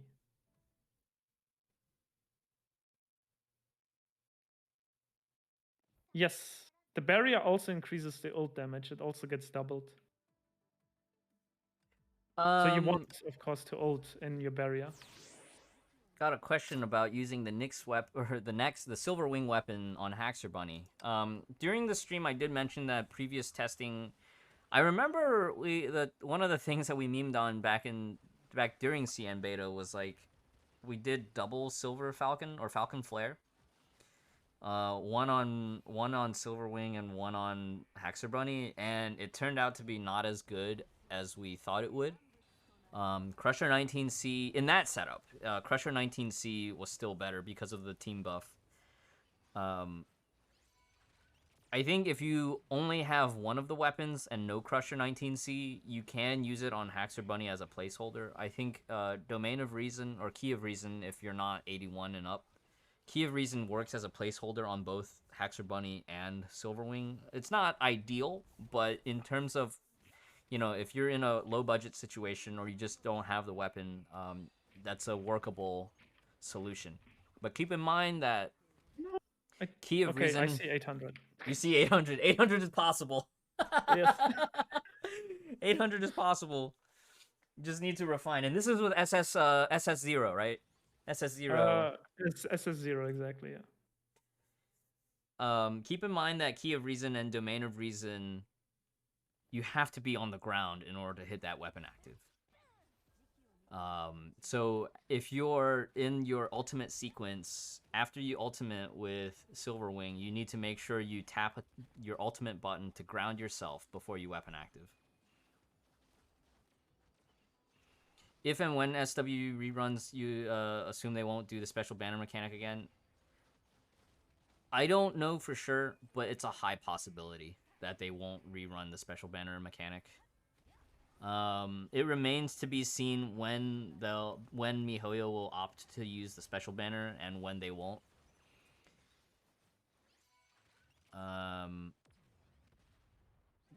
it's safe to just assume that maybe 80% chance that they won't do the mechanic, like that special banner again on any reruns. But the consolation is that if you do decide to skip Silverwing here, there's a good chance that in the year 2022, any Expa Fuka banners will probably have Silverwing included in those reruns. And, you know, throughout the year, she'll probably also get actual rerun, like regular expansion banner reruns. Hey, it's Poots. What score does HOR Nyx Argent Knight get on Benny and Red Lotus? At current temps, I think you can 700 with HOR, and I think it only goes up from 700 for the other suits. I think the last time I did Benares, it might have been like a 650 with HOR, and mine was like S2 at the time, right? S2 or S3. I honestly don't remember. I'm sure the reference videos are floating around. I think Red Lotus was 700, yeah. Yeah, 700 would be the ideal. And a lot of those high Red Lotus scores were also like double S or higher for both Nyx and Argent Knight, if I recall. Yeah, yep. Exactly. Do I know if a boy character will be on the 5.5 banner? Nice try. Nice try.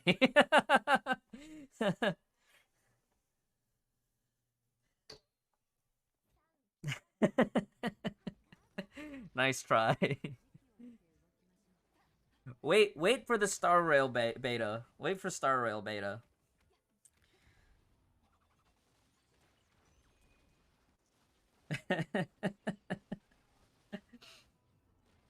Adam better stay in his lane.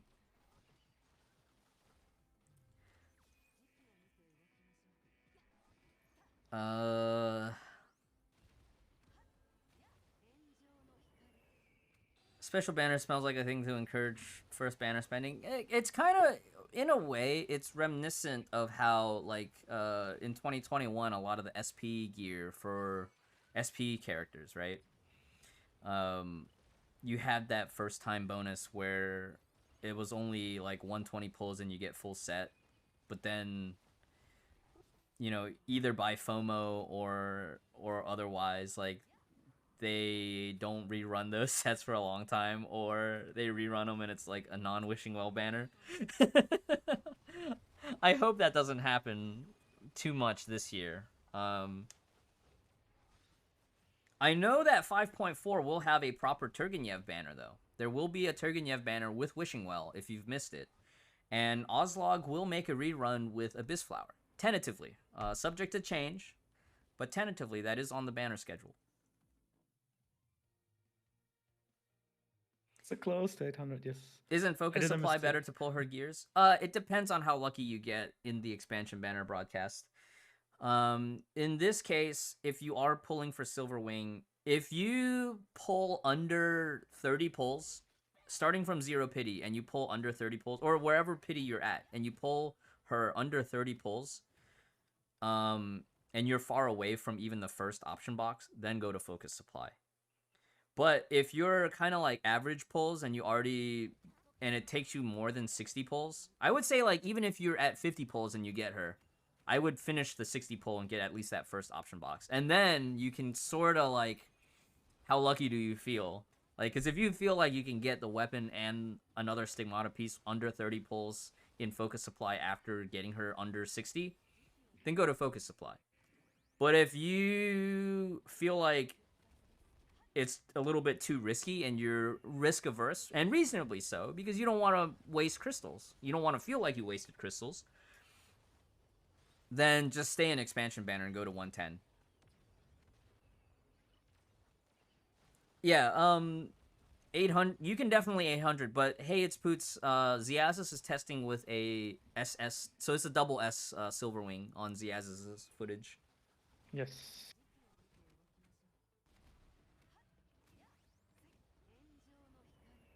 Oh, slow ult. What am I doing? And again, like, for those just stopping in now, like, one of the things that came up as a joke was, like, pull Silverwing and keep pulling and hope that you don't get a dupe so that you can build pity for the next S rank. That's what people said? Really? Yeah. I think they were half joking, or at least 60% joking. Well, I guess, yeah, maybe. Do I think the 5.4 AF banner is worth pulling? It depends on what your goals are. If you are a super Bright Knight fan, you really enjoy that Valkyrie, or you just want to fully gear out your Durandals in general, I would say it's a maybe worth it, right? I always feel like for Divine Key banners, it's a matter of whether or not, one, if you're pushing for super high end meta, you're gonna want the synchronized +10 global attack for all your characters, but that might not matter to you, right? But if that doesn't matter to you, then generally you would skip Divine Key banners unless you just really want it for your collection. The other part is, do you have Bright Knight? Are you actively looking to use Bright Knight? And is Abyss Flower the only piece that you're missing, or one of the major components that you're missing? So it's really situational. We got it. The safe play will always be to save. If you're unsure, you're better off just saving. Nice, 805. 800 possible at 384 disturbance with SS0 Silverwing. But caveat, this is triple SAE. Well, the AE is not doing too much here, though. Yes, that's true. 50% fire damage reduction. She has a little bit more SP regen, but besides that, if you consider that we don't have any, this one doesn't even have an affix. Yeah, we don't have any affix, so yeah, it's definitely possible. Just gotta be fast. Just gotta become Ziazis. Yeah, if you're ever unsure about a banner, save towards the next major spending event. Yeah, because on those spending events, you usually also get a lot of freebies, right? Like get some SCA Valkyrie for codes. free. Let me double check. I had them posted on Twitter. Let me double check. Any SCA players that haven't redeemed your codes? Let me copy and paste this into the overlay.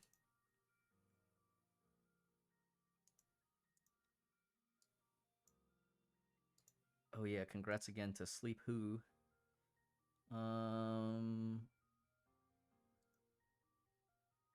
Let me make another text box here. Oh, Sleep Who won. Congrats. Yeah, Sleep Who won 1,000 crystals.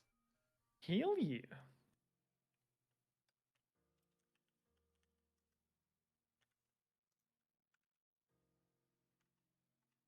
So these codes I'm posting on screen right now are for SCA. So if you're on global, these codes will not work. But this will help SCA players who somehow missed it beforehand, because the duration is only 24 hours. So you want to make sure you redeem it fast as possible. Wait. Oh, whoops. Name is a little bit too long, yeah, but it's fine.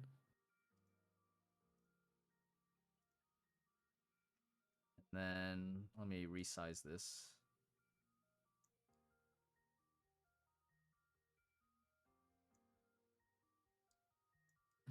Kucherov, come on, man.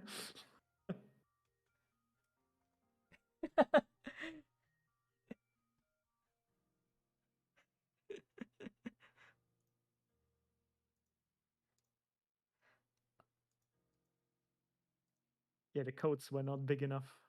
Codes were not big enough.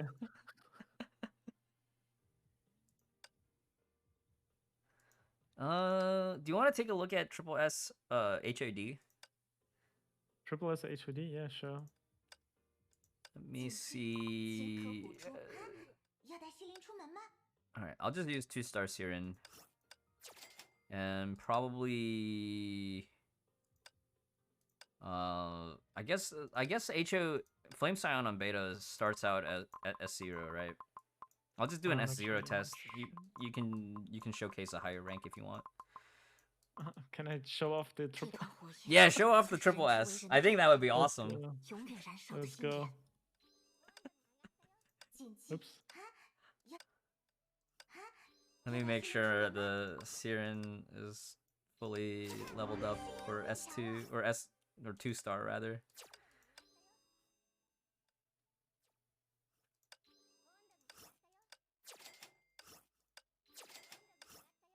I do think they use HF because you can use Raven in that. And right.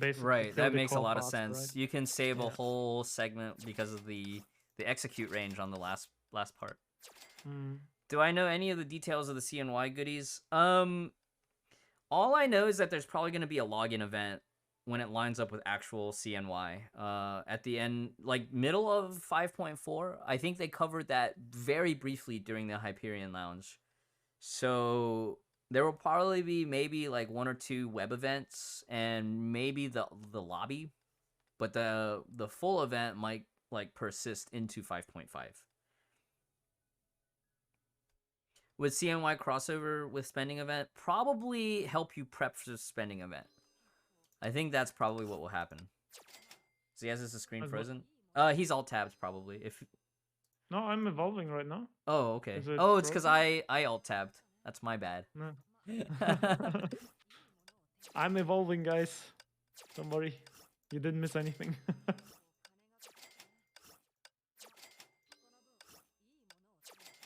Gearing characters.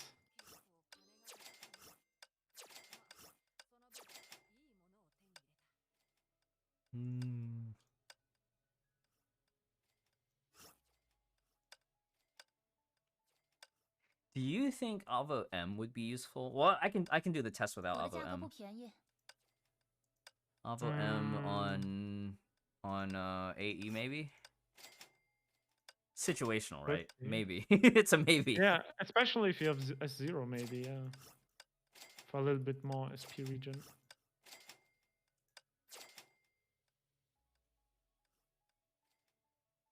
I am evolving, Ziazis said, yeah. Well, it is called like that, right?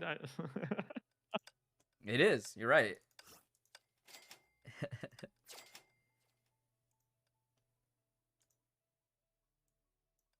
Oops. Put it in. And then we have AE. Elf. No, Siren is not leveled. God damn it. Nothing is leveled. Did you get the chance to test 5.3 beta? 5.3? Yeah, 5.3. Yeah.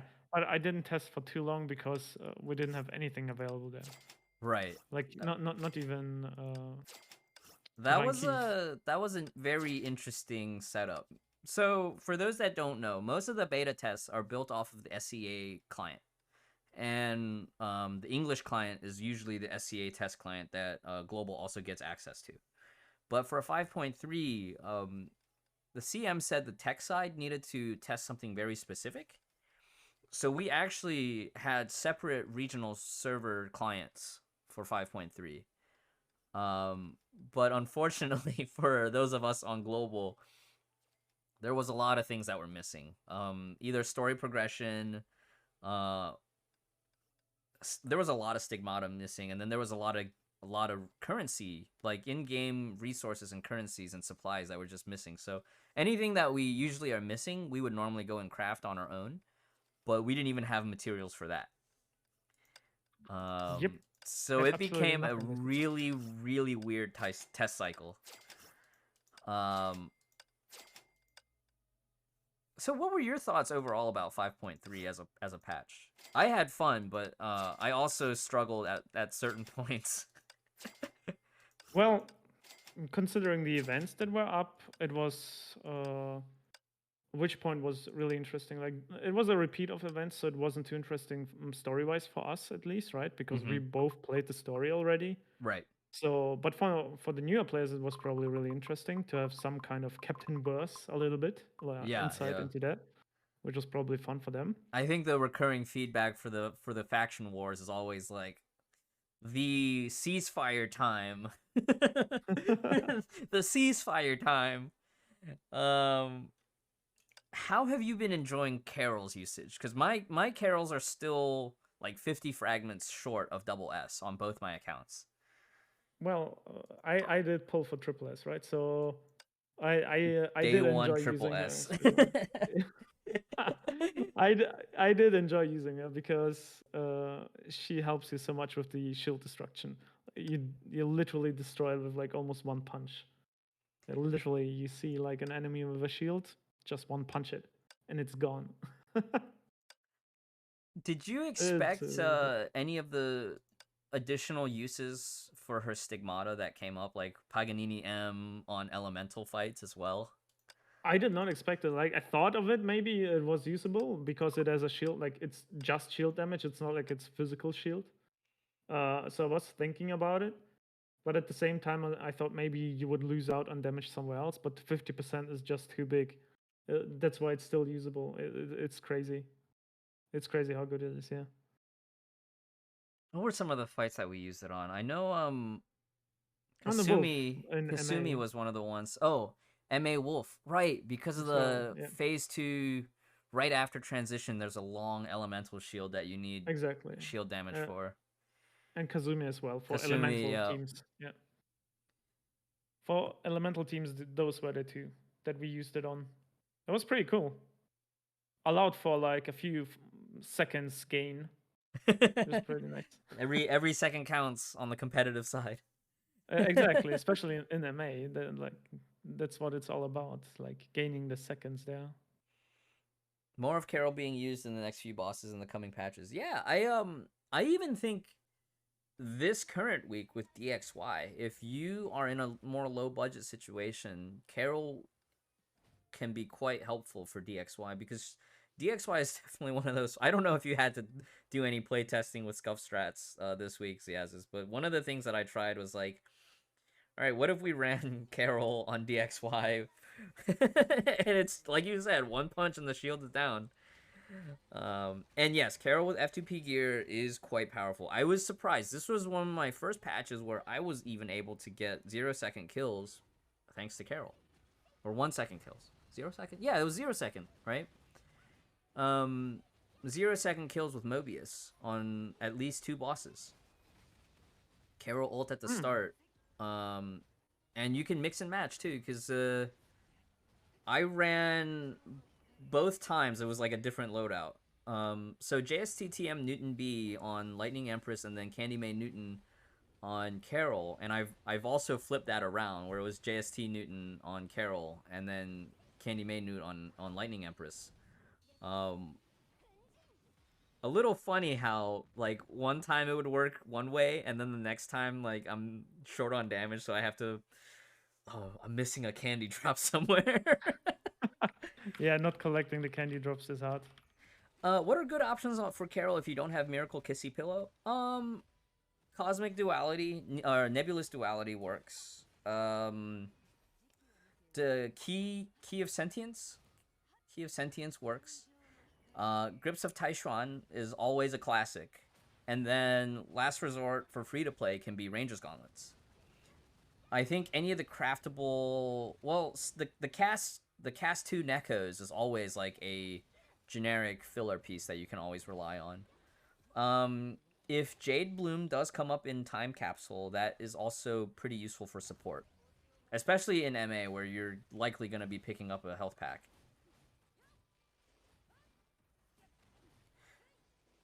So what are your thoughts so far on the fight? I'm watching your screen a little bit.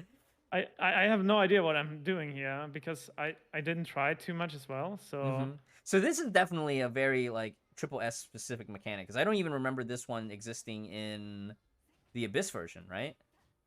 Yeah, this is new. Completely new. We're live learning this. So this is not even the first life bar is finished yet. So this is the first life bar. Ziaz has just cleared the first life bars. Now there's another transition phase here. Oh, instant transition. That's actually quite nice. So there's no HP bar reset that you have to wait on, which is convenient. I think one of the more annoying things Wait, this doesn't count as his low HP though. Wait, does he have another core as well? Holy shit. I think that's Or am I another core. mistaken? Okay, let's just finish it. I just want to see. Wow. This is a chunky fight. Yeah, that's why I'm surprised. Like, does he have like another core? Let me just see. No time runner skin. Time to give beta feedback. Oh yeah, what the hell? Do we not have it here? Oh, we yeah, do have there's it. another We do core. have it. All right, next run, time runner skin. That's where all the missing damage is. What the hell? There's literally another core. What? Okay. There's definitely some optimization to do.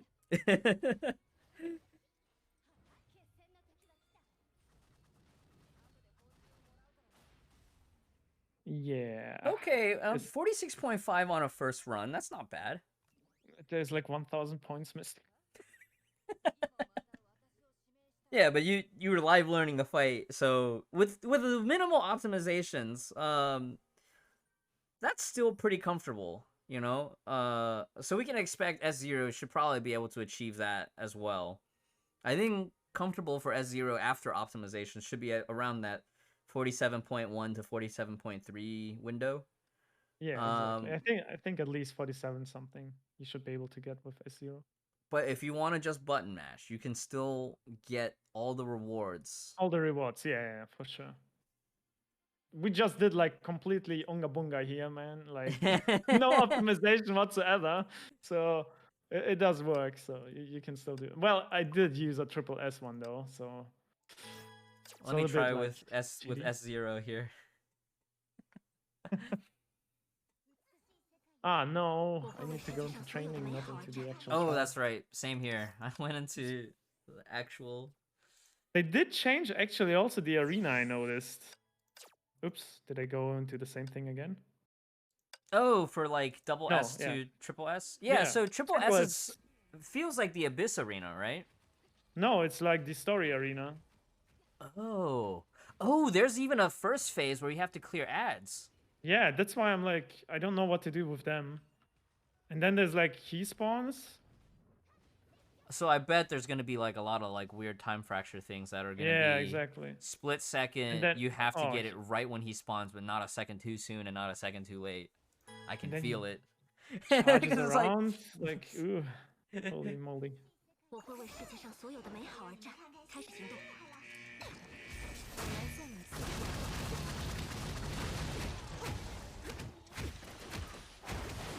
I don't think you want to do here anything.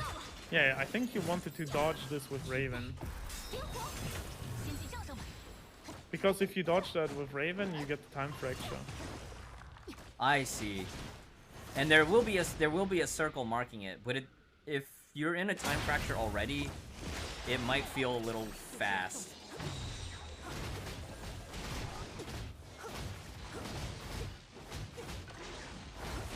I don't even think I need to come. Yeah. Ooh, yeah, it's fast.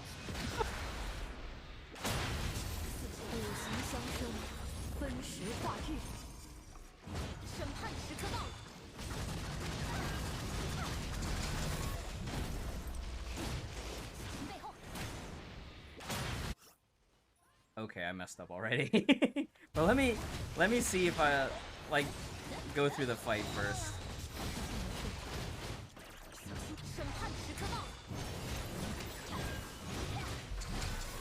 I was still working on the first body, and I completely thought I was on the core. So this is kind of like a soft transition, right?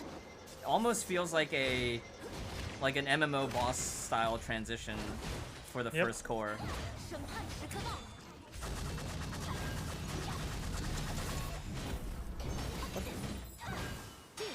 Oh. You also want the dodges, I think. Oh, shit. And then he just gets destroyed. Okay.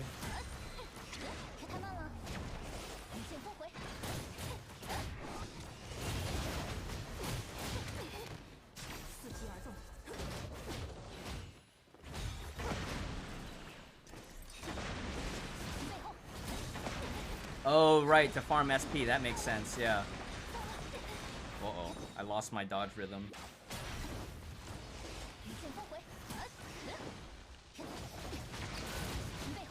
I got stuck here. I couldn't farm SP on Raven for a minute.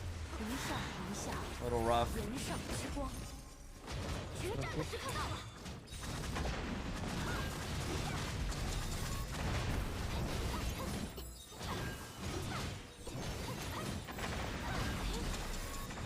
Will we kill him with this? If I switch now onto...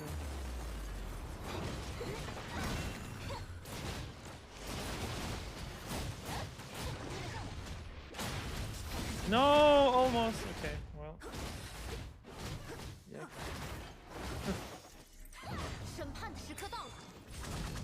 Yeah, we will need some of the Chinese overlords to show us how it's done.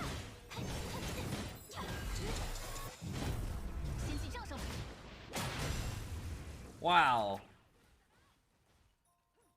Barely 46 with S0, but I messed up a lot in phase 1.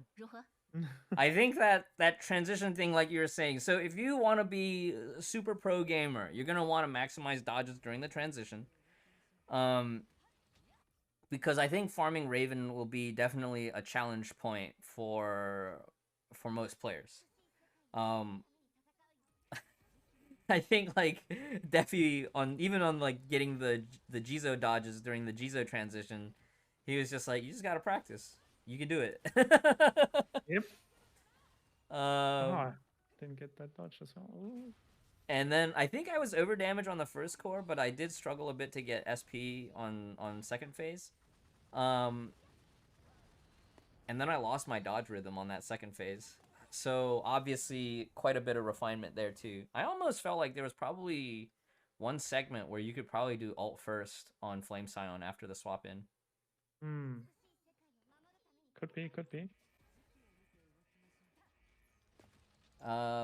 I think for most players, let me see if there's like an alternative way that this fight could be done.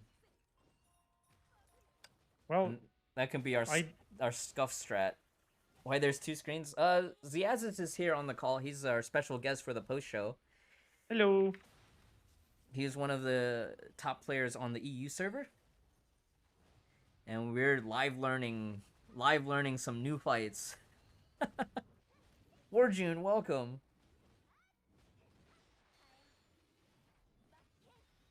They want you to put on Time Runner. Oh, he's immune. Oh yeah, sorry guys. Okay, so there's an immune phase here? Yeah, he can dodge, it seems. He just like dodged through me or something, and then Flame Science ult missed. I thought Flame Scions was like a AoE around her. Is it only AoE in front of her? It seems like it, at least, yeah. Or maybe he has like immunity frames, I don't know. But he didn't get any damage. I can't wait for Cerulean Court to rerun. I will try to save money to top up for Cerulean Court if it comes at an inconvenient time. Oh, okay, I see what you're doing. Over farming a little bit on the ads, because yeah, in a way there's not as much pressure to kill them. And because it's multiple targets. This attack has invulnerable frames, it seems.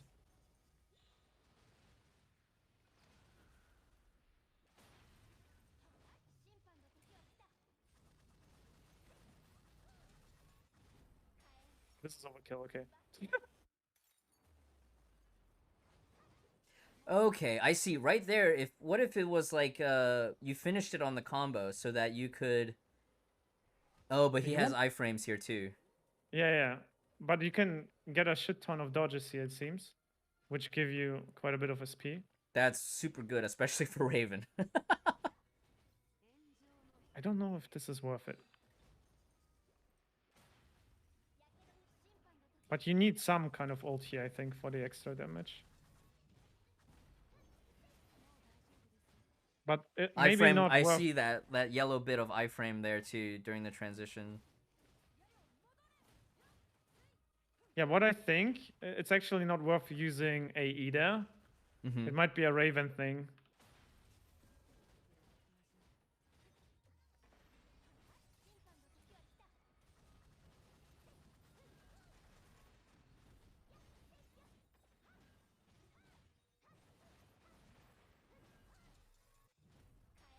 Because you need more damage here, so you need Right. AE. Okay.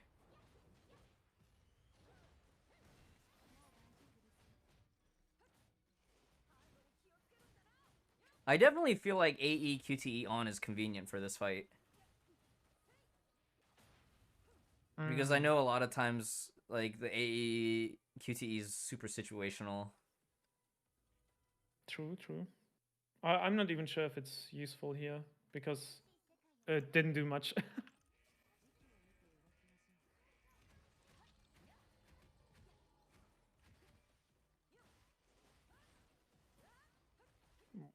Why'd you stop? So Zafu, generally for Abyss, we leave her QTE off because any support characters that have QTE on will cause the character that you're switching off of to have a longer switch cooldown. That is somewhat mitigated if you have Klein. But in general, most Abyss scenarios, you're gonna see the support will have their QTE off. So like even CH and DK, right? Celestial Hymn and Drive Cometa, traditionally, even in older Abysses, their QTEs would be off.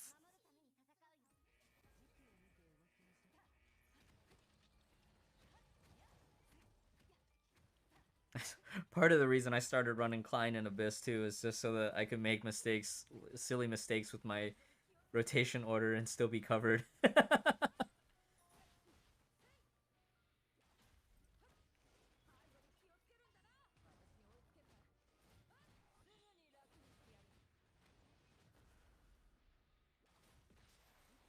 So if you did mix out, sorry, go ahead, finish.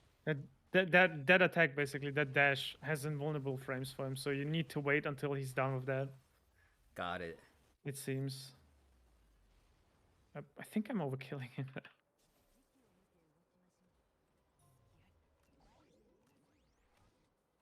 Well, the nice thing about Husk getting a triple S fight is that now I don't have to worry about mastering the FR dodge, the charge cancel.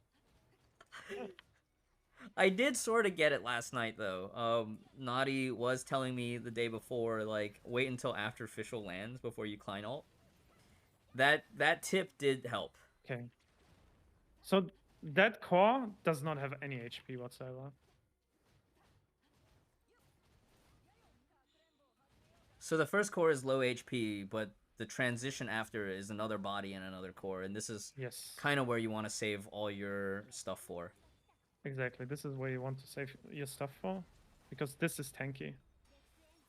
Oh, I think I should have done two charge combos. It's really close with triple S. It seemed like you could. I also need damage on this bar before I switch out to Raven, so I think I need to do that. So these are not optimized fights at all. The time fractures are not good, guys. This is just a show off of the boss. Yeah, we're live learning. We're going over mechanics as we figure things out.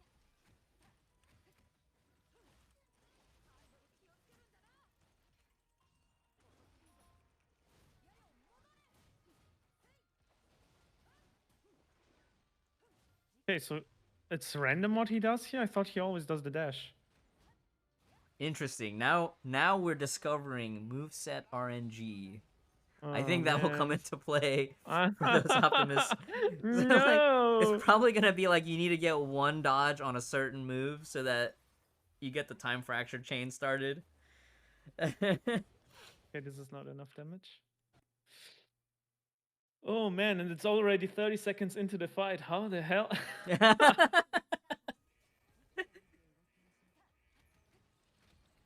This is interesting for me to watch because I get to be in the spectator seat and not have to be the one mauling. Okay, this was too much damage for the ads this time.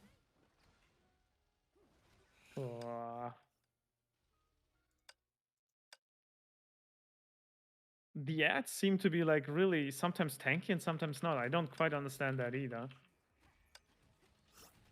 Let me see if I can fight this with my meme comp. Yeah, they're already dead. Why?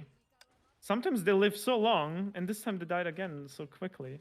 I think there's like 3 of them that are small, and then one mob that is a little bit tankier. So there might be some RNG on the damage spread, like how much you're damaging that one main mob. Maybe. Maybe if you kill the small ones, the big ones take more damage. Oh, and he takes so much damage now. What? Okay, sure. So then the transition.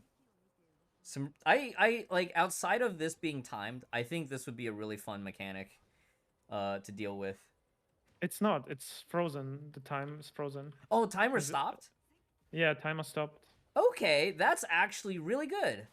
So one of the things that I always find frustrating is, like, there's a lot of inconsistency in boss design between different bosses, where certain bosses will have a timed transition, and certain ones will be the timer will stop.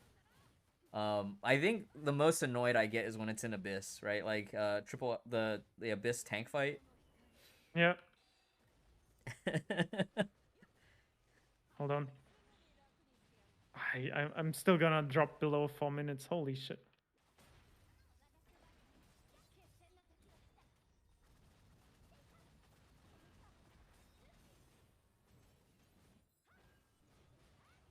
No, I can't do it this way. I thought maybe it helps with, like, you know, at least too much time. Fuckboy and ER. Oh, I wish ER was up. ER is down for maintenance right now. Yep. We could take a look at ER is getting significantly nerfed. So for those that are struggling for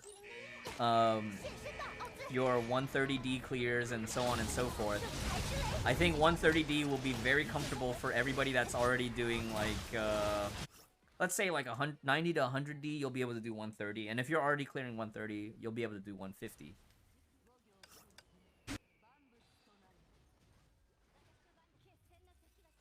This is so unfortunate without right affixes. I'm missing so many SP things.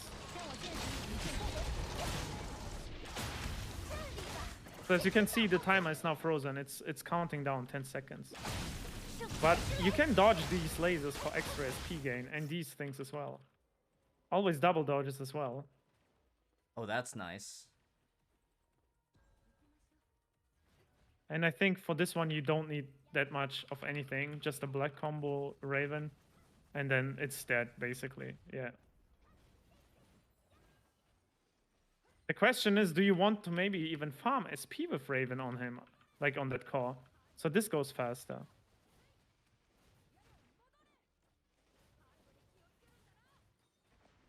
No. This is what I mean, like if you're missing a little bit of SP. Right. No, just ult. Do you feel that, where it's like if you miss that first one, you get thrown off your dodge rhythm completely? Yeah, yeah. It's just like, ugh, okay. Ah, he doesn't die there. What? That is unfortunate. Yikes.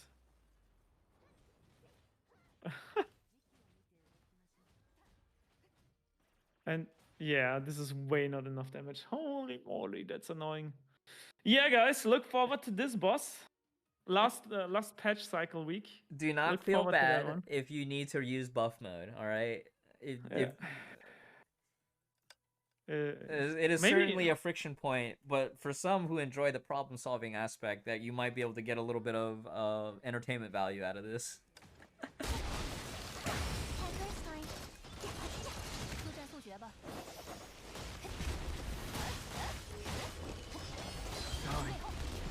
That landing is really fast, by the way.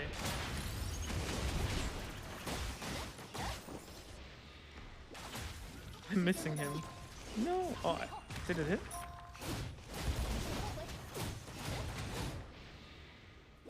Nope, nope. I don't think it hit.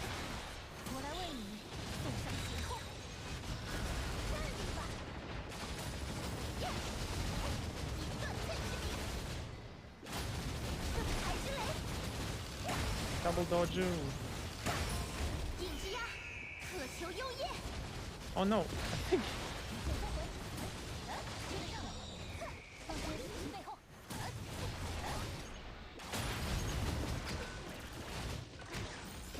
Do we even need the weapon active?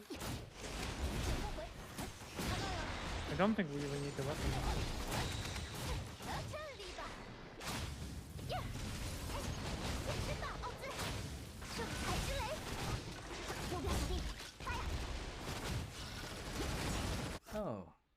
official's not triple S.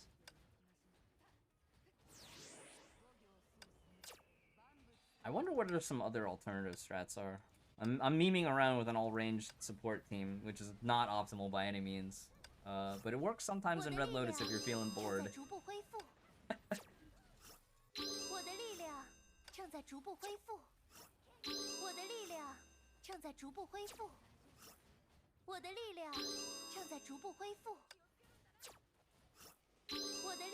Oh.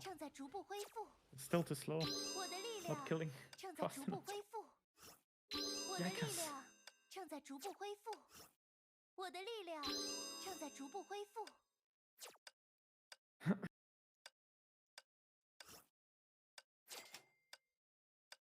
Yeah, this will be a hard fight, I think. I'm not sure if they adjusted.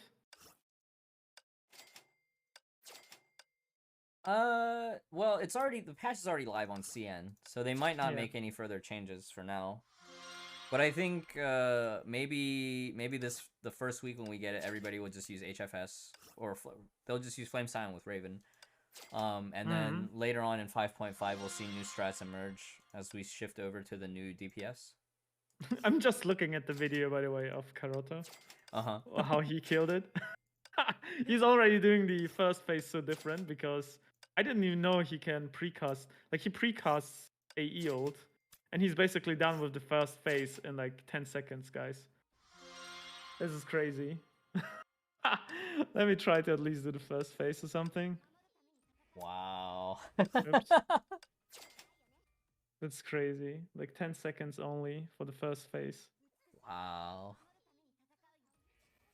This is a quality content showcase right here. Okay, he ults there already. Okay, hold on. Wait, we're getting there. Oh, we'll get there. It's just.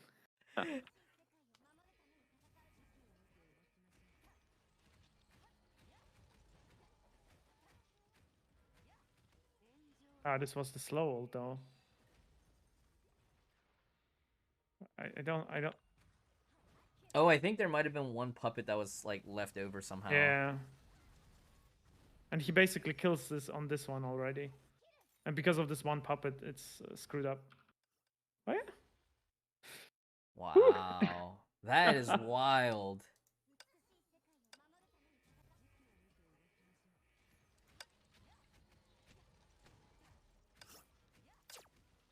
Oh, they don't give me buff mode option for training mode.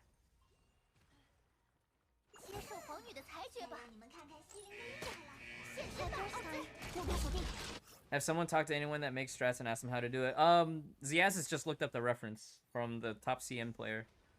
Yep. So that's why he's adjusting his entire opening now.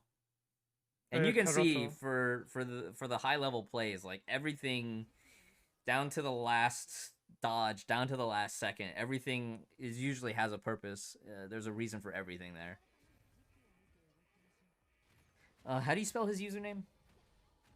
Hold on. Let Ziazis finish this one rotation. Show us this opening here. I think it's because I also don't have the right affixes, so I'm missing damage. Would it justify a whole bar of damage? Yeah, I don't know. Might be doing something wrong.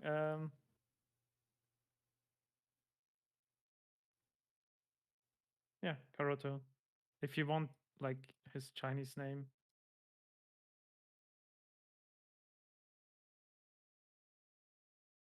Affix Gaming on beta, guys. Let's go. Oh no. No, I'm not gonna do that.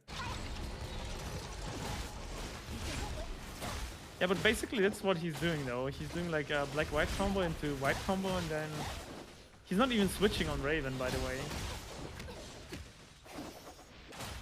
Okay, his first... Oh, I see what I was doing wrong. Okay. Okay. I It's crazy, guys.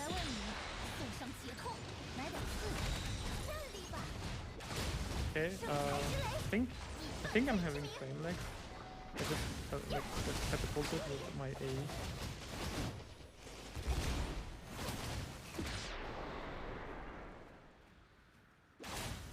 Yeah.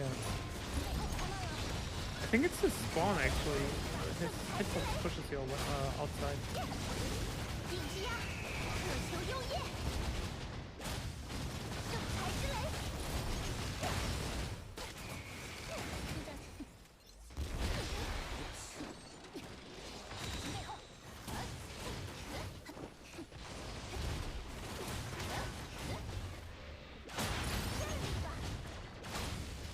Basically, you don't need that last combo, but this is basically it, like a little bit faster, basically, with better time fractures. Like I lost 4 seconds in comparison to him, but this is me just doing it like right, a little bit Unga Bunga style still, just like.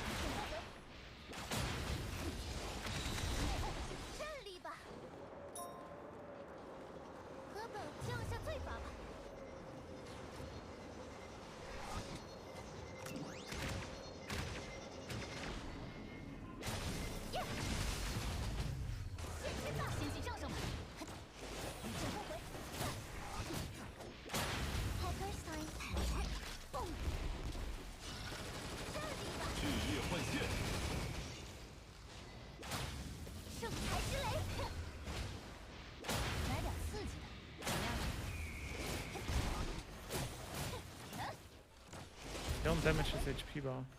Okay, Do I? so the shield, at the end of that first transition phase, even when he recovers full HP, it'll stay in the core state. So you might be able to take as long as you want to farm if you need to farm in that phase. Yeah, probably.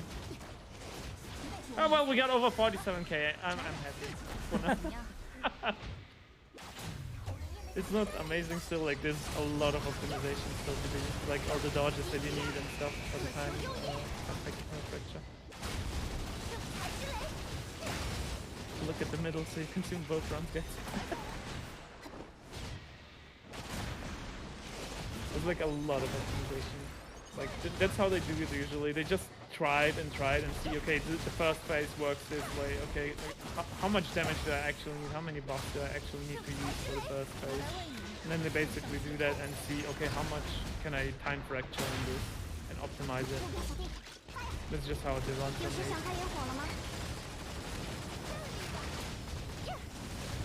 And then you also need to see how much damage do I need to finish off this last phase.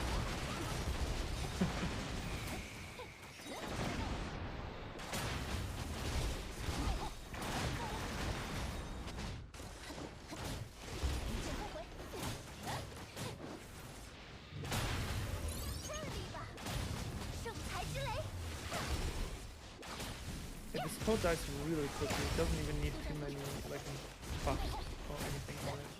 It's really low HP. Okay, wow.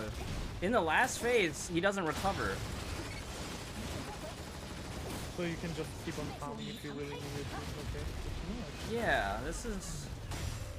Okay, so with a Scuff team, I say Scuff, but this is full gear still.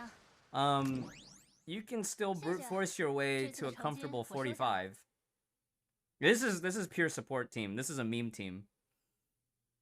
So if you are, you know, like a free-to-play player or a mid-level player, you'll have options to at least get as many rewards as you want to chase for. Mm-hmm. And this is not an optimal team. I think even if you use Phoenix with like Hersher of Thunder, or if you did maybe like a hybrid team, I think until 5.5's Valkyrie gets released, you'll definitely want to use Raven in the comp. Flame Scion if you have her for sure. I think you don't use Valkyrie Gloria, even though she is a fire type. She gets type countered. Oh, well, Vermilion Knight could be used if you want to mess around. Huh. Yeah. Yeah, so that's definitely a nice thing. Even if his body recovers full HP, he actually won't go back into the body mode. So 34 minutes 33 seconds seems to be like what Karoto God. So I'm 30 seconds behind. 30 seconds behind. Wow. Oh man. So by my logic, any non-quantum Valk will do. Yeah, any non-quantum Valk should be quite good. Hersher of Thunder might have a nice advantage because of the starting SP. When does stream end? The formal portion is already over. You're free. You were free like an hour ago. You're all free now. Now, as soon as we release the second code, you're already free to go. I still gotta do my dailies. I still gotta get my Genshin and Honkai dailies done. Where's the survey? It should be in the news post in game.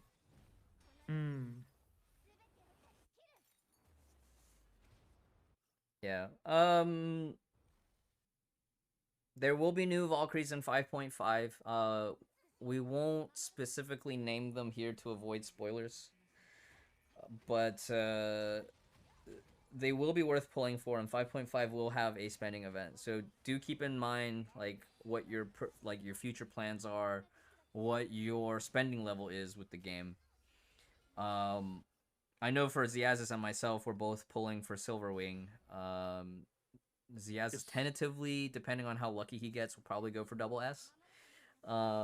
And myself, I will try to at least go as far as the weapon, but it all depends. Like I said earlier in the stream, depends on how lucky you get on the main banner, and then that will determine whether or not you want to try focus supply or, you know, stick to the main banner and try to rank up on the way to getting the weapon, you know.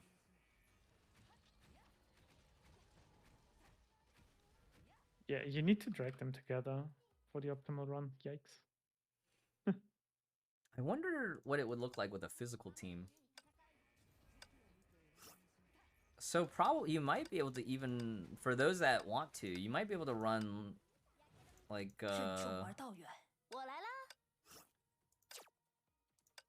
It probably looks pretty much the same, yeah. Especially you can block us a lot of things as well with BK if you wanted to use BK. Yeah, BK would be a good pick. Bring that Heka Pry. Bully him like you bully Jizo.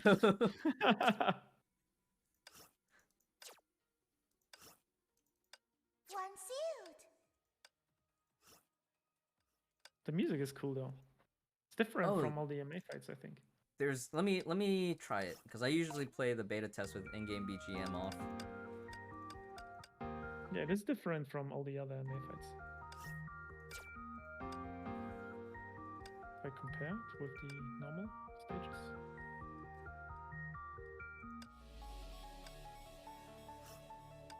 I was gonna test Asuka, but this client doesn't have it. You could do Dea Ancora, actually. Dea Ancora would fit if you don't have Flame Scion, but that would assume you have Dea Ancora. Dea Ancora could be quite nice on this fight, actually. Especially if you're using, if you're using AE and Raven. Yeah. That could be an interesting alternative. Mobius might work as well, right? Because she's got a lot of damage output. Hersher of Thunder, I think, will work.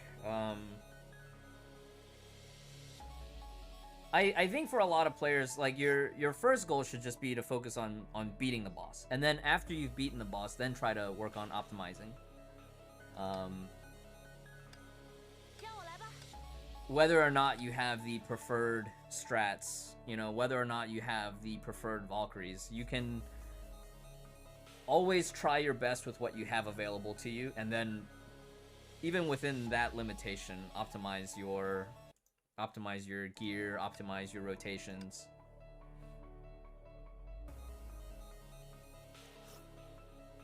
Let me see here. We have mutants here. I just want to. Are they missing mutants? I can't find mutants. Oh no. Oh no, there's 3 mutants. Change your filter. I think you're set to a different filter. The damage? Yeah, I found 3 in my account. Oh yeah, there they are. Okay. Let's try. Let's try the Molly strat. Ooh. So what Ziazis is doing is using support Hersher of Thunder. Hersher of Thunder is starting to shift into a dual role where certain fights she'll be main DPS and certain fights she'll be support. Because Flame Scion, being Psy-type, can take advantage of Hersher of Thunder's starting leader skill, which is that Psy-type units in the team get 70 starting SP. Triple S, 70 starting SP. But you can kind of get Triple S by getting Triple S Lightning Empress. I actually have the triple S skill? I don't even know. 70, right? Does it... Yeah, that should be. That's it. So on the beta client, it looks like it's S0 HT, but the linked character is Triple S Lightning Empress. Yeah. Great. Perfect. Okay, yeah.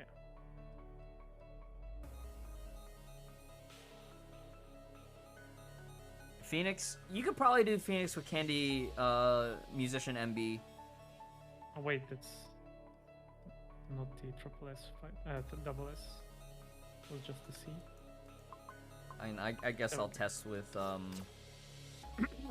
Bright Knight here. No affixes.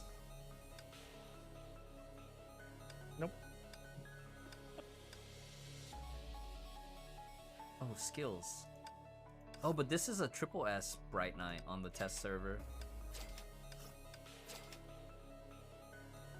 Codes are on screen on the overlay. I haven't made commands for them. My bad. Actually, let me see if I can do that real quick while we wait. Welcome to the reset. Welcome to the post show. We're in the post show now. We're live learning some of these optional bosses. The MA bosses. Wait, is that DXY? Oh, is DXY the third one? Is this the 0 second? I'm trying, but I feel like I have not the same damage I have on types. Ziazis is showcasing some of the high-level strats that we had to use this week for DXY in Memorial Arena. So optimally, this is a 0 second kill. Wow. I feel like I'm missing affixes, so the damage is a lot lower.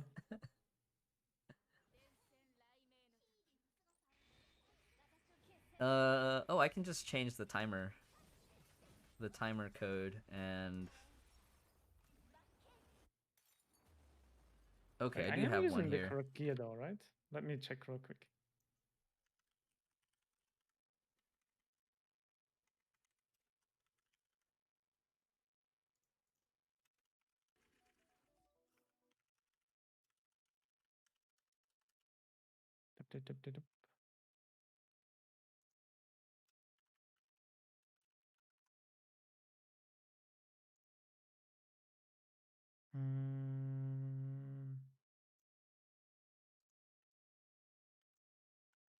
And then let me copy this over here. Okay.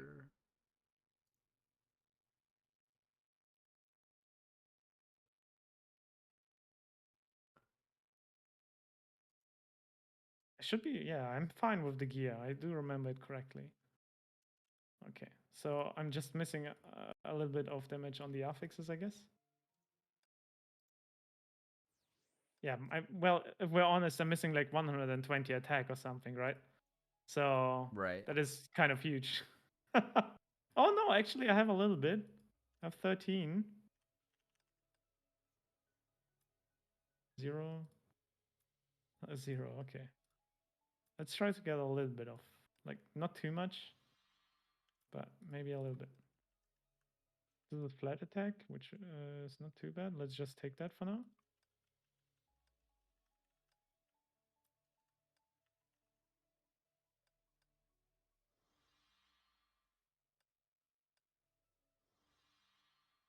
"19 attack." Nice. Leveraging that sweet 10 roll. Lance, there's a double lance and pistols at the scroll down. 19 and 19. Oh, yeah, what the hell? Yeah, this is. Oh, wait, I didn't filter it because the filter always gets like removed after you like finished one. Like if you go to the next Sigmata, the filter is gone. You need to be careful, guys. Yeah, be Okay, careful cool. with the filter, but you can do 10 affix rolls. It's Okay. super handy, actually. Yeah, helps a lot, like to speed up the. Oh, That's it's not actually bad for good starting. enough. Yeah. Yeah, I'll just leave it on there. Good enough. Yeah, we should have enough damage, maybe. Let's see.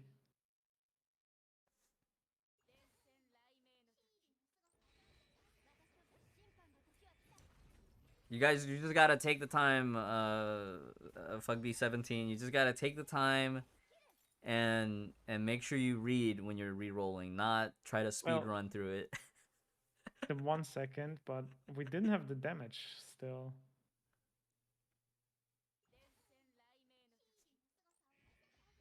Nope.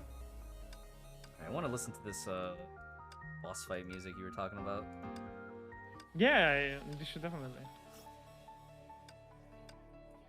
我来啦！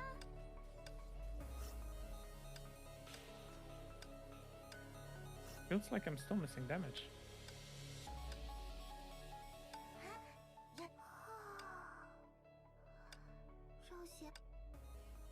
Oops, that's not the one. 还不出动，还不出动，我都快要生锈了。 Okay, I was unlucky. I did the ground combo for some reason.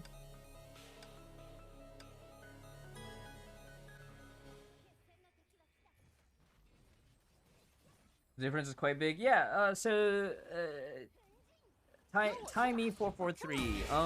What? Wow, this music's actually sick. I'm gonna just say it on the pause screen.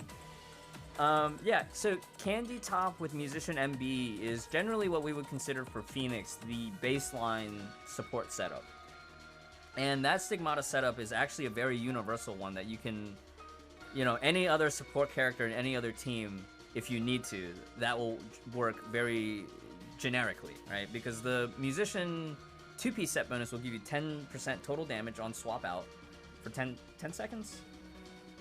I think it's 10 seconds. And then the Candy Top will also just give you total damage, so...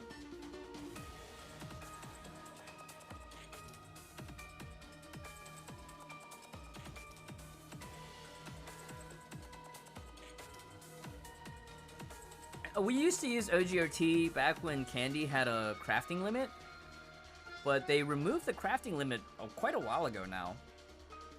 It's almost been a year now since they removed the crafting limit on Candy.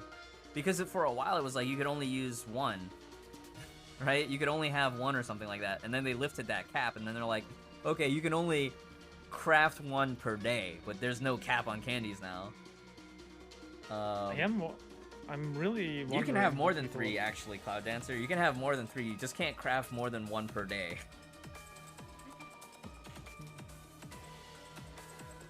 Was that the 8-9? Did you get it? No. Oh, I'm just wondering 893. if I need even more attack, but I'm surprised if people are supposed to be able to. Well, I just wanted to check the damage. Does she have actually 3.2 million HP? I thought she only had 3 million.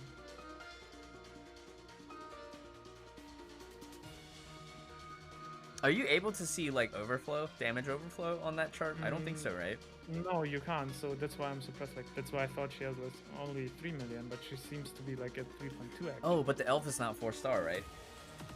I did 4-star, huh? Oh, you did? Okay. Yeah. Oh, I'm just misinterpreting the team bonus. That's my bad. I think I might actually need to get a little bit higher affix. But I'm still surprised that people with only double S are able to do it. Defi said with SS1 it was already like super close, like Yeah, very, because you need very grindy on the. Yeah, you need the HOT sword hit before you spawn, basically, and the swords spawn randomly, right? How they fly. So I guess you need to roll for an early sword hit. Free mollify me. Oh, Sniper said emblem check. Emblem check. Oh. No, wait, we do have the emblem. We do. So have emblem the is correct. Yeah, emblem is correct. Mm-hmm. I think it's.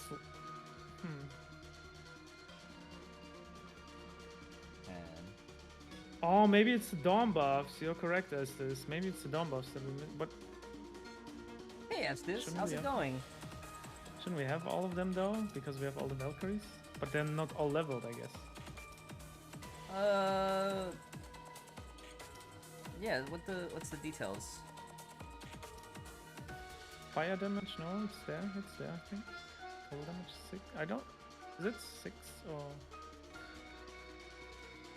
Usually the divine keys are already synchronized, and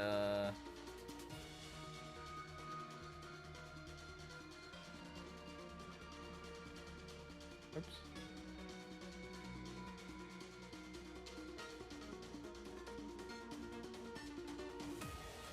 Where the heck? oh, I think if you click on Valkyries. Oh my god. Yeah, Tutorial yeah. time. This is why I didn't want to go into the dorm earlier, because now you have to go through all the iChan prompts. Okay. No, actually, we don't seem to have them. Like only. Wait. Is it only the damage ones that we have? Maybe. That's Vermilion Knight. That's a good test, right? Vermilion Knight gives us fire damage. Oh yeah, Vermilion.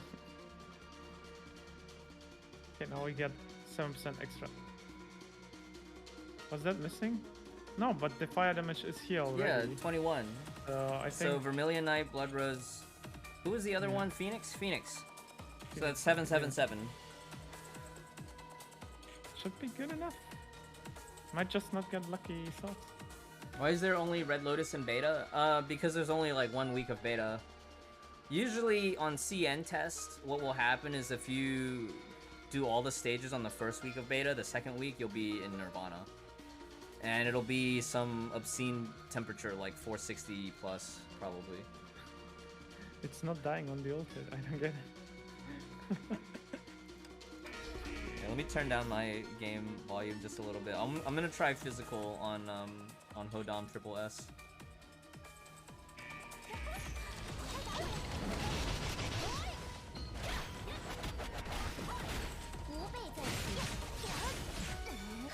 Well, it's really easy to get the 1 second kill though. That dodge is super fast.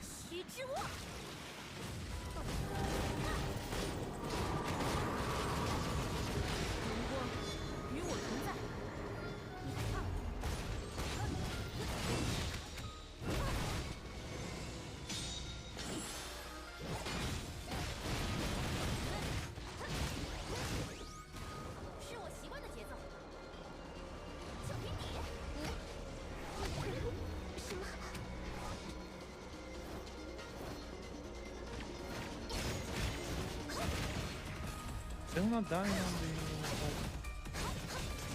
the. I'm not sure. I'm not sure what's missing.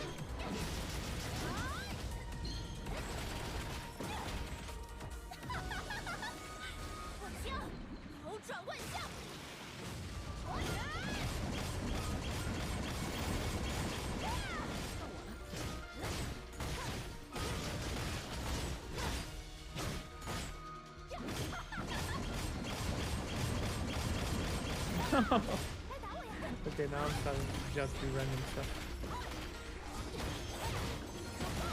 Oh, That's there it. is a phase change, but there's a long time on the core. Okay. So even after the body recovers, you still have quite a bit of a time window. And if you can't phase it over, then it will rebuild. At first we thought that it was just like you could just endlessly beat up on the core even after the body recovered. But so the body does recover eventually.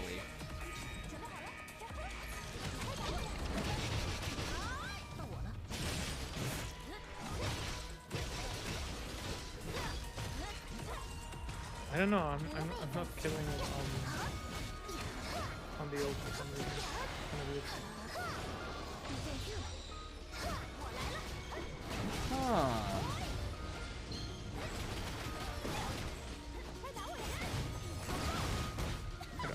Didn't do the dodge. Oh well. Probably. Blame it on the affixes. Yeah, blame it on the affixes.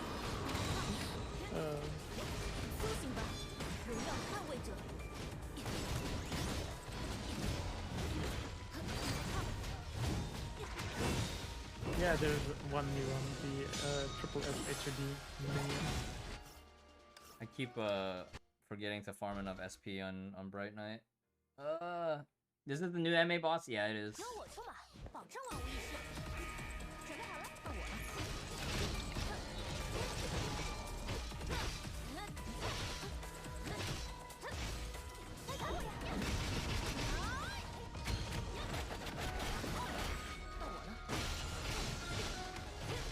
Wait, can I? No, I don't want to try open world because I'm probably not. I'm just gonna get stuck in the loading screen again.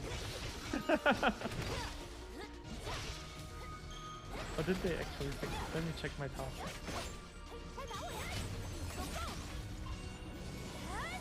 Nope, I still have 33 out of 60.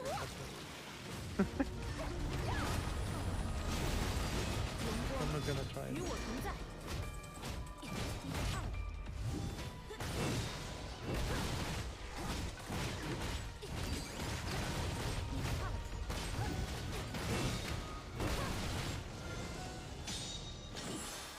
Just ask away. You don't need to ask if you can ask something.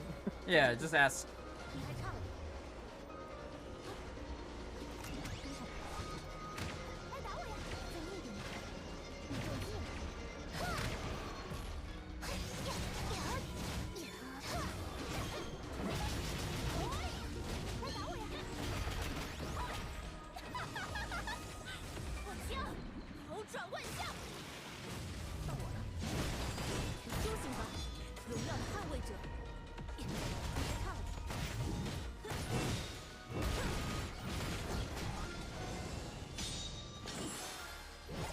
I wonder if I could probably delay the finisher until the phase out.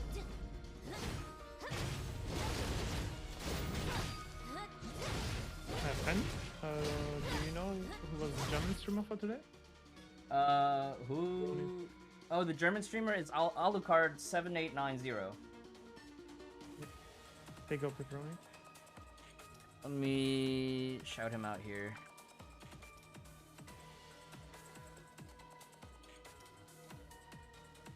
No. He was the special guest. Milky Chan. Milky Chan was the German streamer. Alucard did it last time. Alucard was the streamer last patch.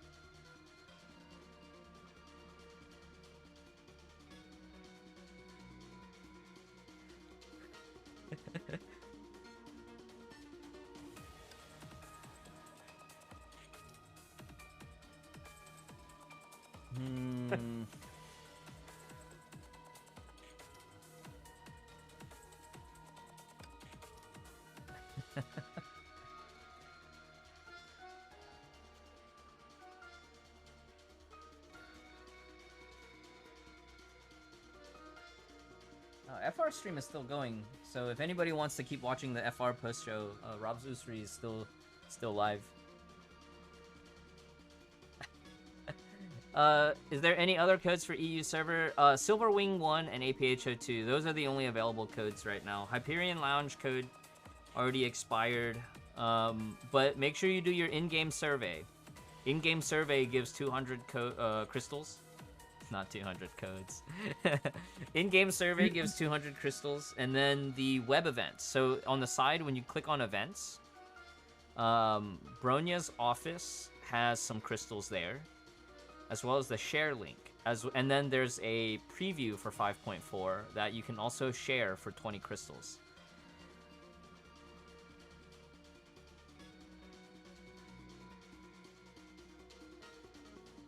So Yeah. I can't save you if you missed out on the Hyperion Lounge 200 crystals code. Try to follow their YouTube for next time. Those Hyperion Lounge videos will usually go one day before the special streams.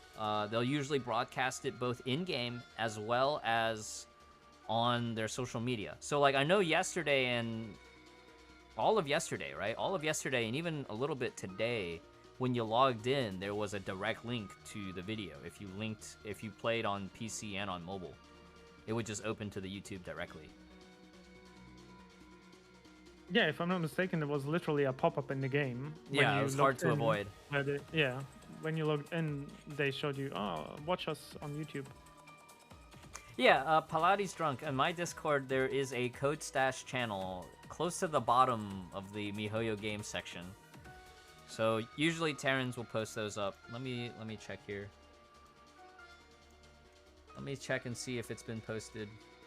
Yeah, also the official Discord of Honkai, the third global, also adds everyone and that follows it, I think, and tells them, hey, the code is up.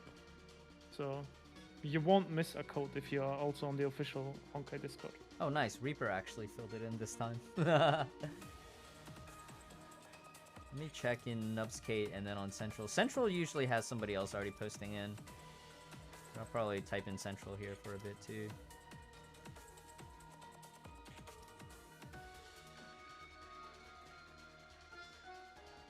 No, unfortunately, these are the only two that are available. There will be no other codes.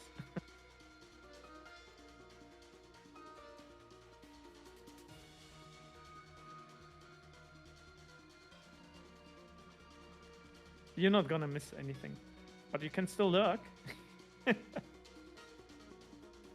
and if you have any questions about the game in general, account planning, we'll be here to answer.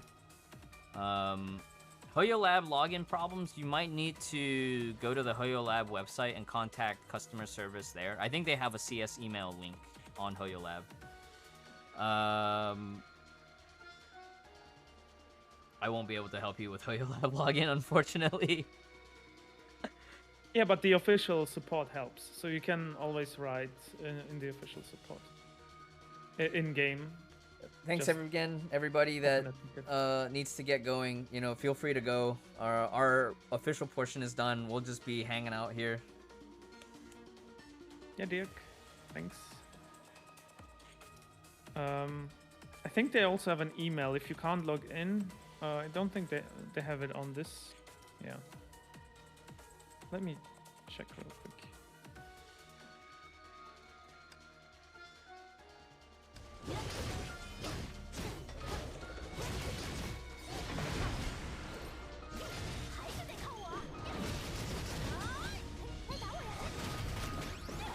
I think if you have issues with your account on Hoyo Lab and stuff, you can also, and if you can't log into the game, there's also this email which you can address your question to, and they should answer you. It's the official Mihoyo contact support.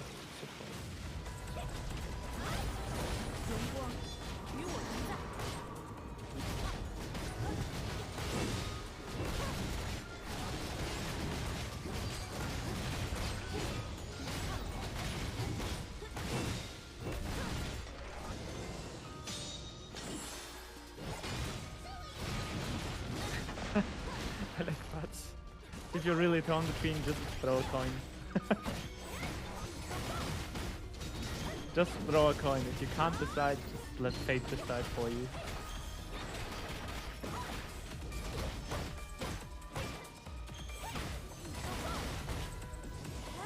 Well, this is gonna be really close because I think the boss might re-armor again.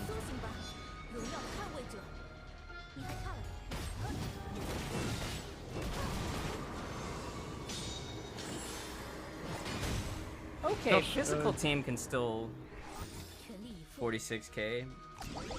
Still kind of rough rotations, but I think this is triple S BKE on the test server. But in my hands, just pretend it's S0. Josh, you can usually, there will be like a news post as well about the betas where you can apply. And if you get lucky and get picked, you get access to it.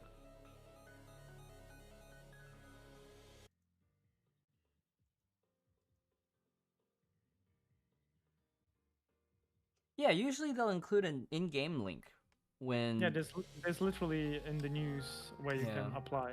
Yeah. There will be one. It'll be like call for testers. Darth Maul. Not Darth Maul, but Darth Maul.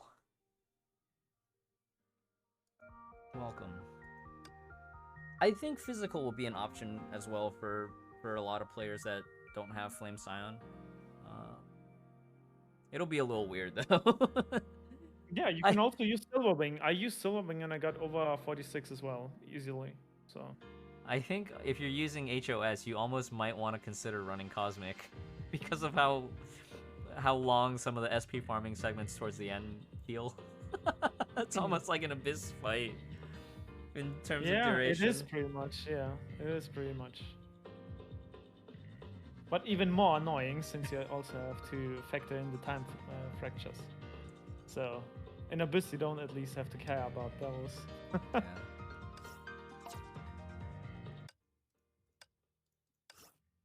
I do like the BGM. It's super nice.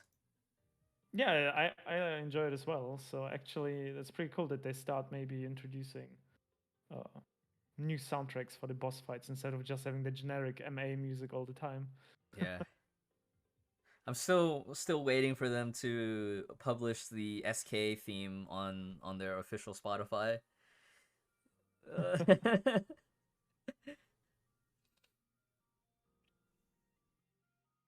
Just gotta suggest it, man. Yeah. Don't forget to include that in your survey. You know, like SKOST when.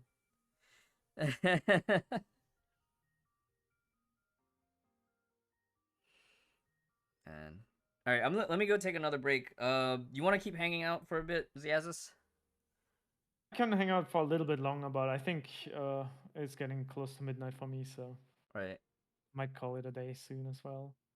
Okay, well, I can hang out while you're on a break still. Okay, sounds good. Let me go get some more water. And for those that are sticking around after the break, I will just be going through my regular dailies. We'll just turn it into a regular stream. BRB.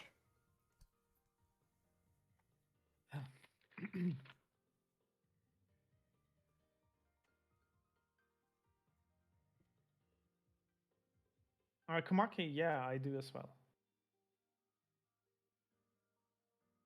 The chair is back, guys. The chair is shy, so it's looking to the side, Zafu. It's a little bit shy. Because now we know, like, now I told you guys. So it's now trying to be a little bit shy, like looking away.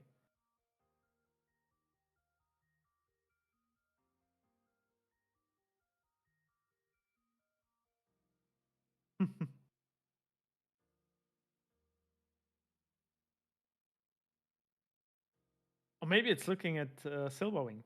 Yeah, like maybe it's just looking at Silverwing. We can look at interactions as well, yeah. If you've not seen them yet, guys.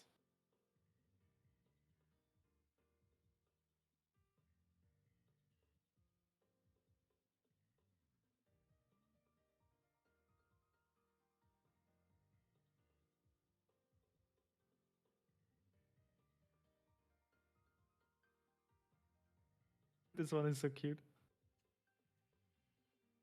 Unfortunately, there's no like voices in the game yet for these interactions.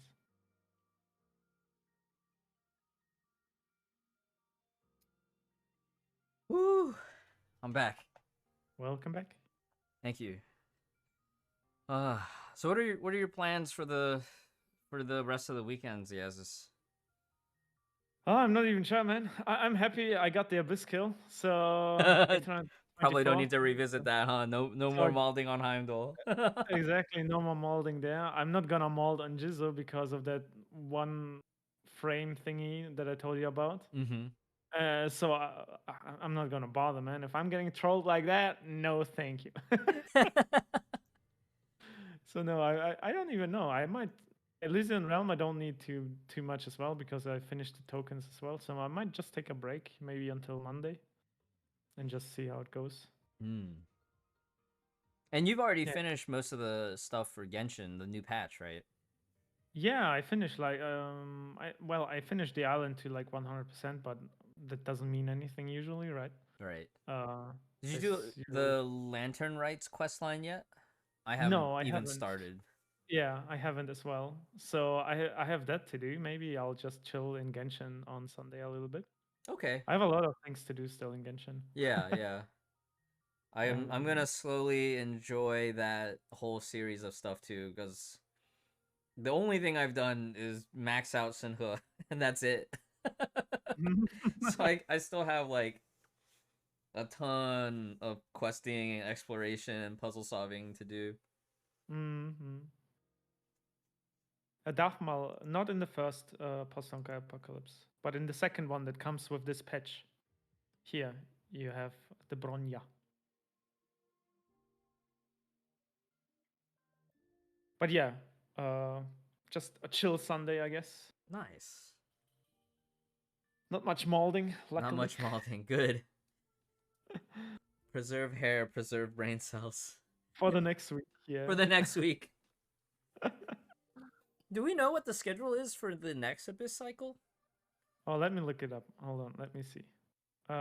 Because we do have a post with this patches cycles, Mm-hmm. so we should be able to see it here. Let me see. Where's the post? Okay. So right now we had. Oh, so yeah, it's HOD actually next cycle. Oh, In for Abyss. And yeah, and the MA bosses are Wolf, Heimdall, and Benares. Wolf, yeah, Heimdall, and Benares. Good that's luck, gonna be fun. everybody. Wolf, Well, Heimdall, and Benares. That's almost it's almost a triple elemental week. Yeah, you can probably triple elemental that. Like literally, there's not. Well, maybe you can Heimdall also like FT, right? Yeah, FT on With Heimdall 1 can second. work. Yeah, but I think you can triple elemental that. Yeah. Well, now with Carol, you can also physical on Benares. Well, true, probably. Who was it? Ben Cakes, right? Ben. God, I forgot his other handle. But yeah, Ben did footage with Carol, fighting the double S Benares with Carol, and it can get above 31K if you try hard enough. Well, if it works, right? Why not? Yeah. Just lose a little bit of hair and you'll get it. And yeah. Alrighty. Thanks I for think being I'll here, call it for this. Ziazis. Yo, no problem, man. You can check out Ziazis on twitch.tv. He's probably also lurking in the official Discord as well as in Central, one of the high-level Discords. If you somehow find your way in there, he'll be there. Yep. Thanks for having me, guys. Have a nice evening or afternoon, whatever it is. And yeah. Thank you, Ziazis. See you later. I'm still gonna lurk probably for a little bit, but yeah, I'm Sounds just gonna good. chill a little bit now. Sounds yeah, guys. good. Good night, ho. See you around. Bye-bye. Bye.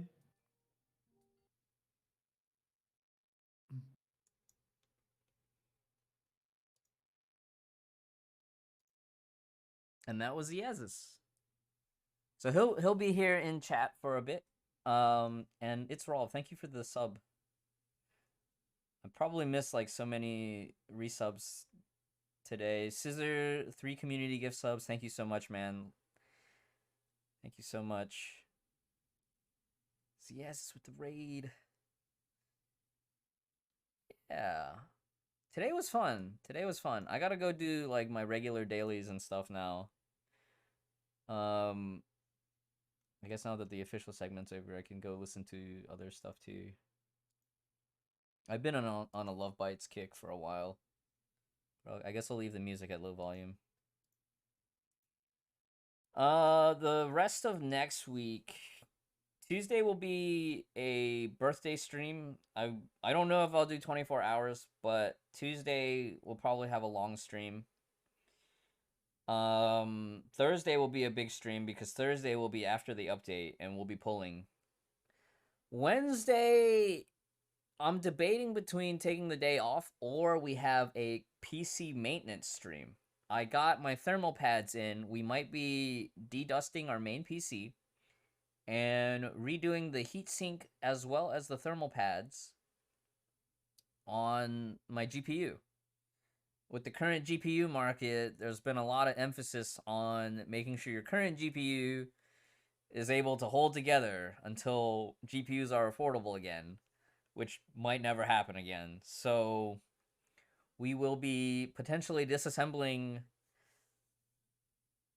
an AMD RX 580 and redoing all the thermal stuff on it. That tentatively Wednesday. And then also next week, there will be art streams. I gotta finish that painting before the deadline for content creator submissions. So there will be that as well. Also, let me give a shout out to all my co-streamers today. Of course, first is Finana for doing the pre-show today. You can find... Oops, hang on. You can find Finana on YouTube, across social media. Let's see here. So that's... I think Finana might have a Twitch channel that'll also redirect.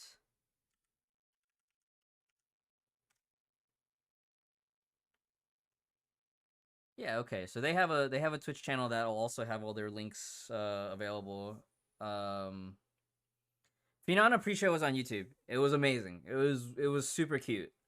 I had so much fun listening in and lurking and it's just a blast. I think the VODs are up already. So you can check the YouTube link. Let me post the YouTube link again.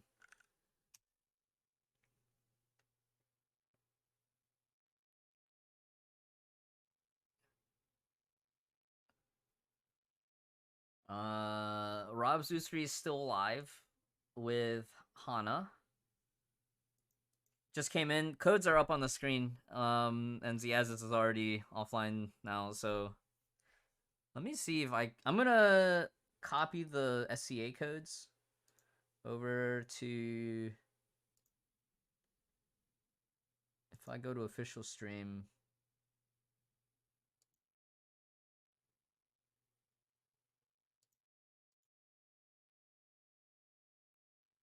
Okay, so this code 1 is wrong. Oh, that's not right either.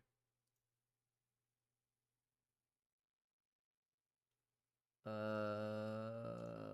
on. I copy this and then come back. There we go. We did it. So codes are on screen. Make sure you use the code for your region. How do I like the new doo-doo in beta? We haven't done any 5.5 stuff today. I think I'm gonna save 5.5 for either tomorrow or Monday, Alaza.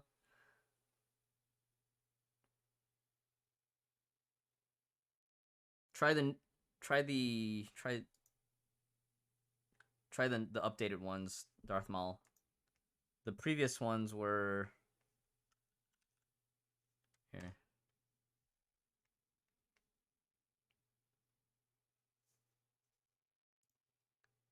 I don't think they will have expired just yet.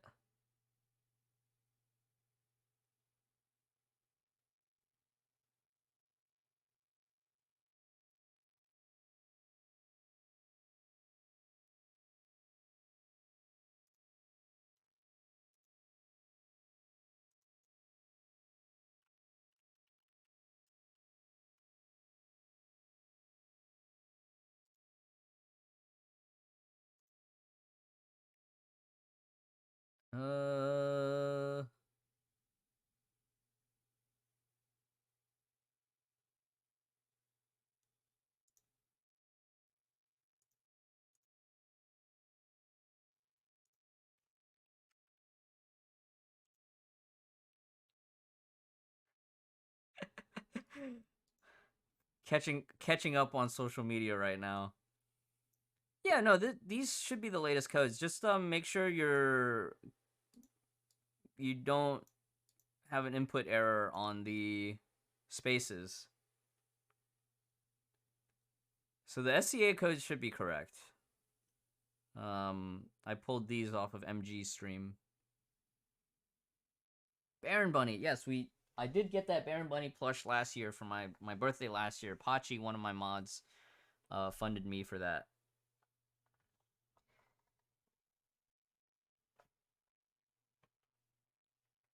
The Haxor Bunny on Abyss? No, don't use Haxor Bunny on Heimdall. Don't use Haxor Bunny on Heimdall. Is Bronya the best ice DPS now? The best bio ice. I think in a lot of cases she's competing toe to toe with Starchasm Nyx. Zan Caputo. Zan Pakuto. Welcome back. Long time no see.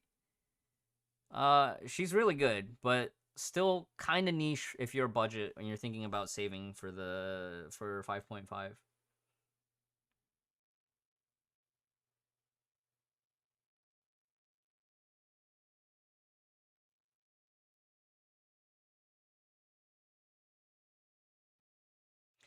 Yeah, so and the Nagma, what characters do you have available? Because Hersher of Thunder still works in Red Lotus. You can run Hersher of Thunder in Red Lotus. If you have to, Hawk of the Fog still is okay. You'll still need some way to get past the first enemy. So you might want to bring, like, AE or Vermilion Knight for Ignite. Phoenix DPS as a last resort, maybe? Phoenix DPS as a last resort. I did Phoenix DPS once upon a time. Yeah.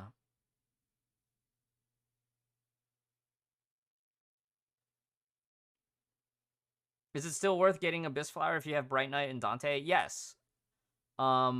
Especially if you're still using Alairs. But just be careful that you plan accordingly. As we get closer to 5.5, you know, just keep an eye out for beta news and whatnot. If you are planning to spend anyways, definitely get Abyss Flower.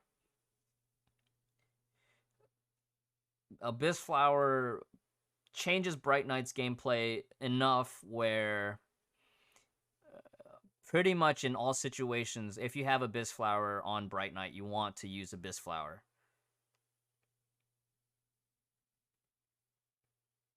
You can still get by with Alairs if you find yourself in a weird situation where you just have to save crystals. But Alairs has its very noticeable limitations. One of the things that's really awesome about Abyss Flower, though, in addition to having two modes, one in burst for the finisher, and then one outside of burst to help farm SP, Abyss Flower actually reduces your ultimate cooldown. You probably won't notice it that much on Bright Knight, but if you are an Asuka haver, that actually is quite handy for fast rotations. But is BKE even worth it at this point, given the 5.5 news? That depends on your spending level. That really depends on your spending level, Akio. If you're super low budget and you haven't already gotten Bright Knight with Abyss Flower, maybe you can skip Bright Knight in the future unless she becomes farmable in the future. I think if you're free to play right now, you definitely want to keep an eye on acquiring Hecate from the next patch Battle Pass. Hecate will have a Battle Pass option, and Twilight Paladin is farmable. But if you're spending anyways and you're into collecting and you want, like, you know, more optimized strats, or if you're just a doo-doo stan, right? I know MG's a big doo-doo fanboy. I think Ziazis already has her at double S too. or double S already or higher, that is also a factor that you should consider for yourself. Do you like the character? Because if you like the character, then of course she's going to be worth building. Is Kafka full set worth it? For Twilight Paladin especially so. In general use cases, top and mid are really good. But there's a specific equip bonus for combo hits that really benefits Twilight Paladin. So if you eventually get to a point where you're trying to clear high difficulty Elysian Realm with Twilight Paladin, you will definitely still want to farm Kafka eventually. You might not prioritize full set right away. Top and mid Kafka is still quite useful for Fervent Tempo in a lot of situations.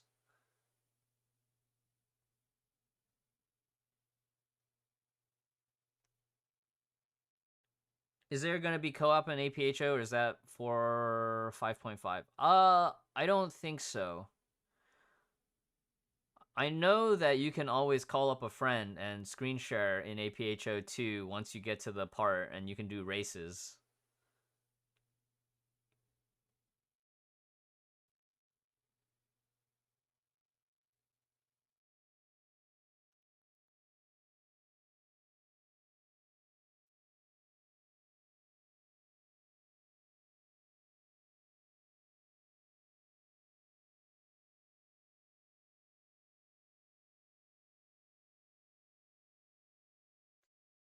All right, let me see here. I gotta get working on my regular dailies. I think I logged in this morning when I was making breakfast, and all I did was click activity light.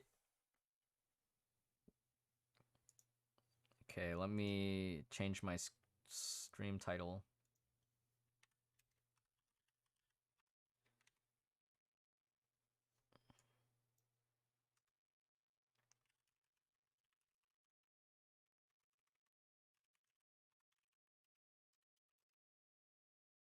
Oh, yeah, that's right. Don't forget my other co-streamers today. I'm all over the place. Rob's Uzri was in charge of the French stream today. And co-streamer is Hana. I always forget Hana's like Twitch channel because it's different from her main stuff.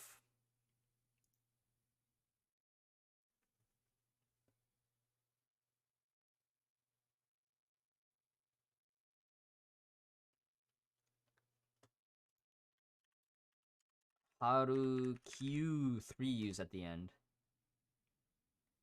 And then Milky-chan 2E's. So Haru Q and Rob's Usuri will be your FR streams. Milky-chan and Alucard 7890. Those are your German streamers.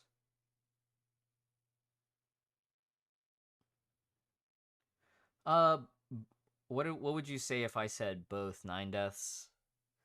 Celestiva, hello. Thank you for the hydrate.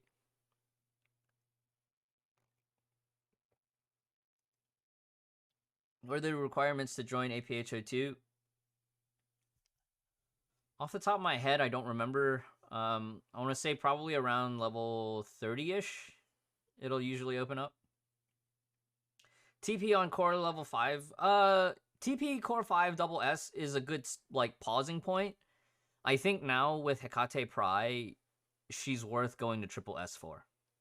Hecate Pry definitely brings her back into the forefront of competitive meta. Just yesterday, Rinko came in here. He was like, yeah, on my free-to-play account, I managed to get 47.4 with Twilight Paladin on Jizo. I was like, dang. But I struggle on that fight in general. So you can pause at double S and core 5 for Twilight Paladin if you want to focus on farming another character. That's okay. Double S rank will give you the Dorm bonus for physical damage, and you'll also, she's pretty much functional. I'm still on core I'm still on core 5. I am double S with 1 substar. So I'm starting to go back and farm for triple S. Would you say that Hecate Kafka TM is enough? You can get by with it for sure, Reaper. Yeah, I mean, I just slow farm. If I don't have enough to get a lot of fragments every week, I'll just like get 1 or 2 and then resume farming Fallen Rosemary. I think right now for a lot of players, Fallen Rosemary to triple S is priority, and then slowly building Elysia. I think if you already have Hecate, Elysia's weapon should be your next priority from Battle Pass. If you're free to play Battle Pass. If you don't have Hecate, I think Hecate should come first, and then think about potentially getting Elysia's weapon once the next season rolls over, and you can downgrade future Crystallums to the next patch's Crystallums. I think it's been announced on certain channels that Elysia and her gear will be available in 5.6. I know it's super hard to project and plan around that.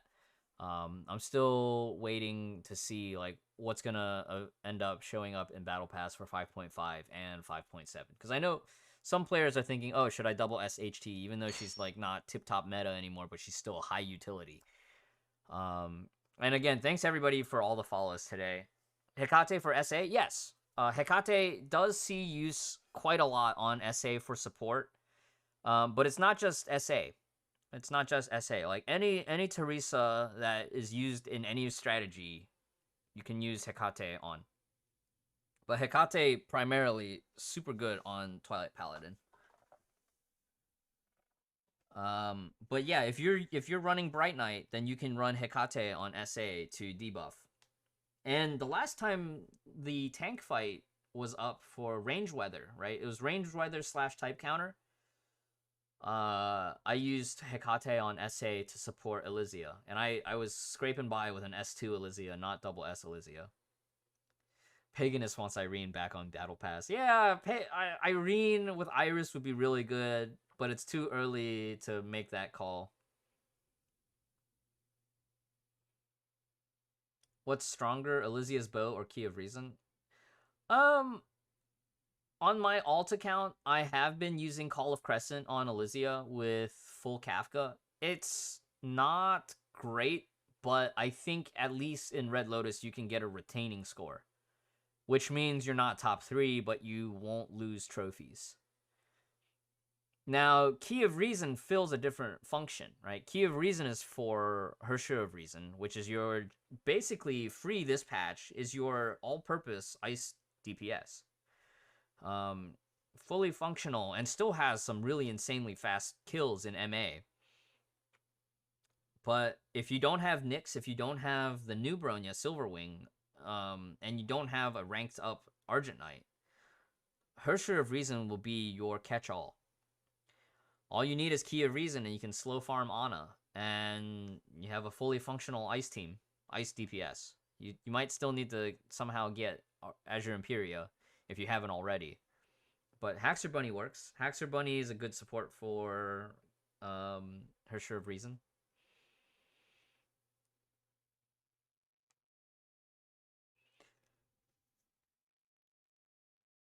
Ooh. How to get AE though? Save up crystals. If you missed out on getting AE from Battle Pass these last 4 patches, 5.0 through 5.4, your next best bet is to save up crystals and wait for her banner rerun. And if you find that there's another major DPS character that you need to, or you want to pull for before then you have to make the calculated decision, like, how badly does my account need AE? And also, your personal goals will affect whether or not you need AE. Sakurama, one of the streamers here on Twitch, he has been doing fine without AE, bouncing between Red Lotus and Nirvana. But my alt account somehow ended up in Nirvana 1 or 2 times, and I could not clear the side stage at all without AE.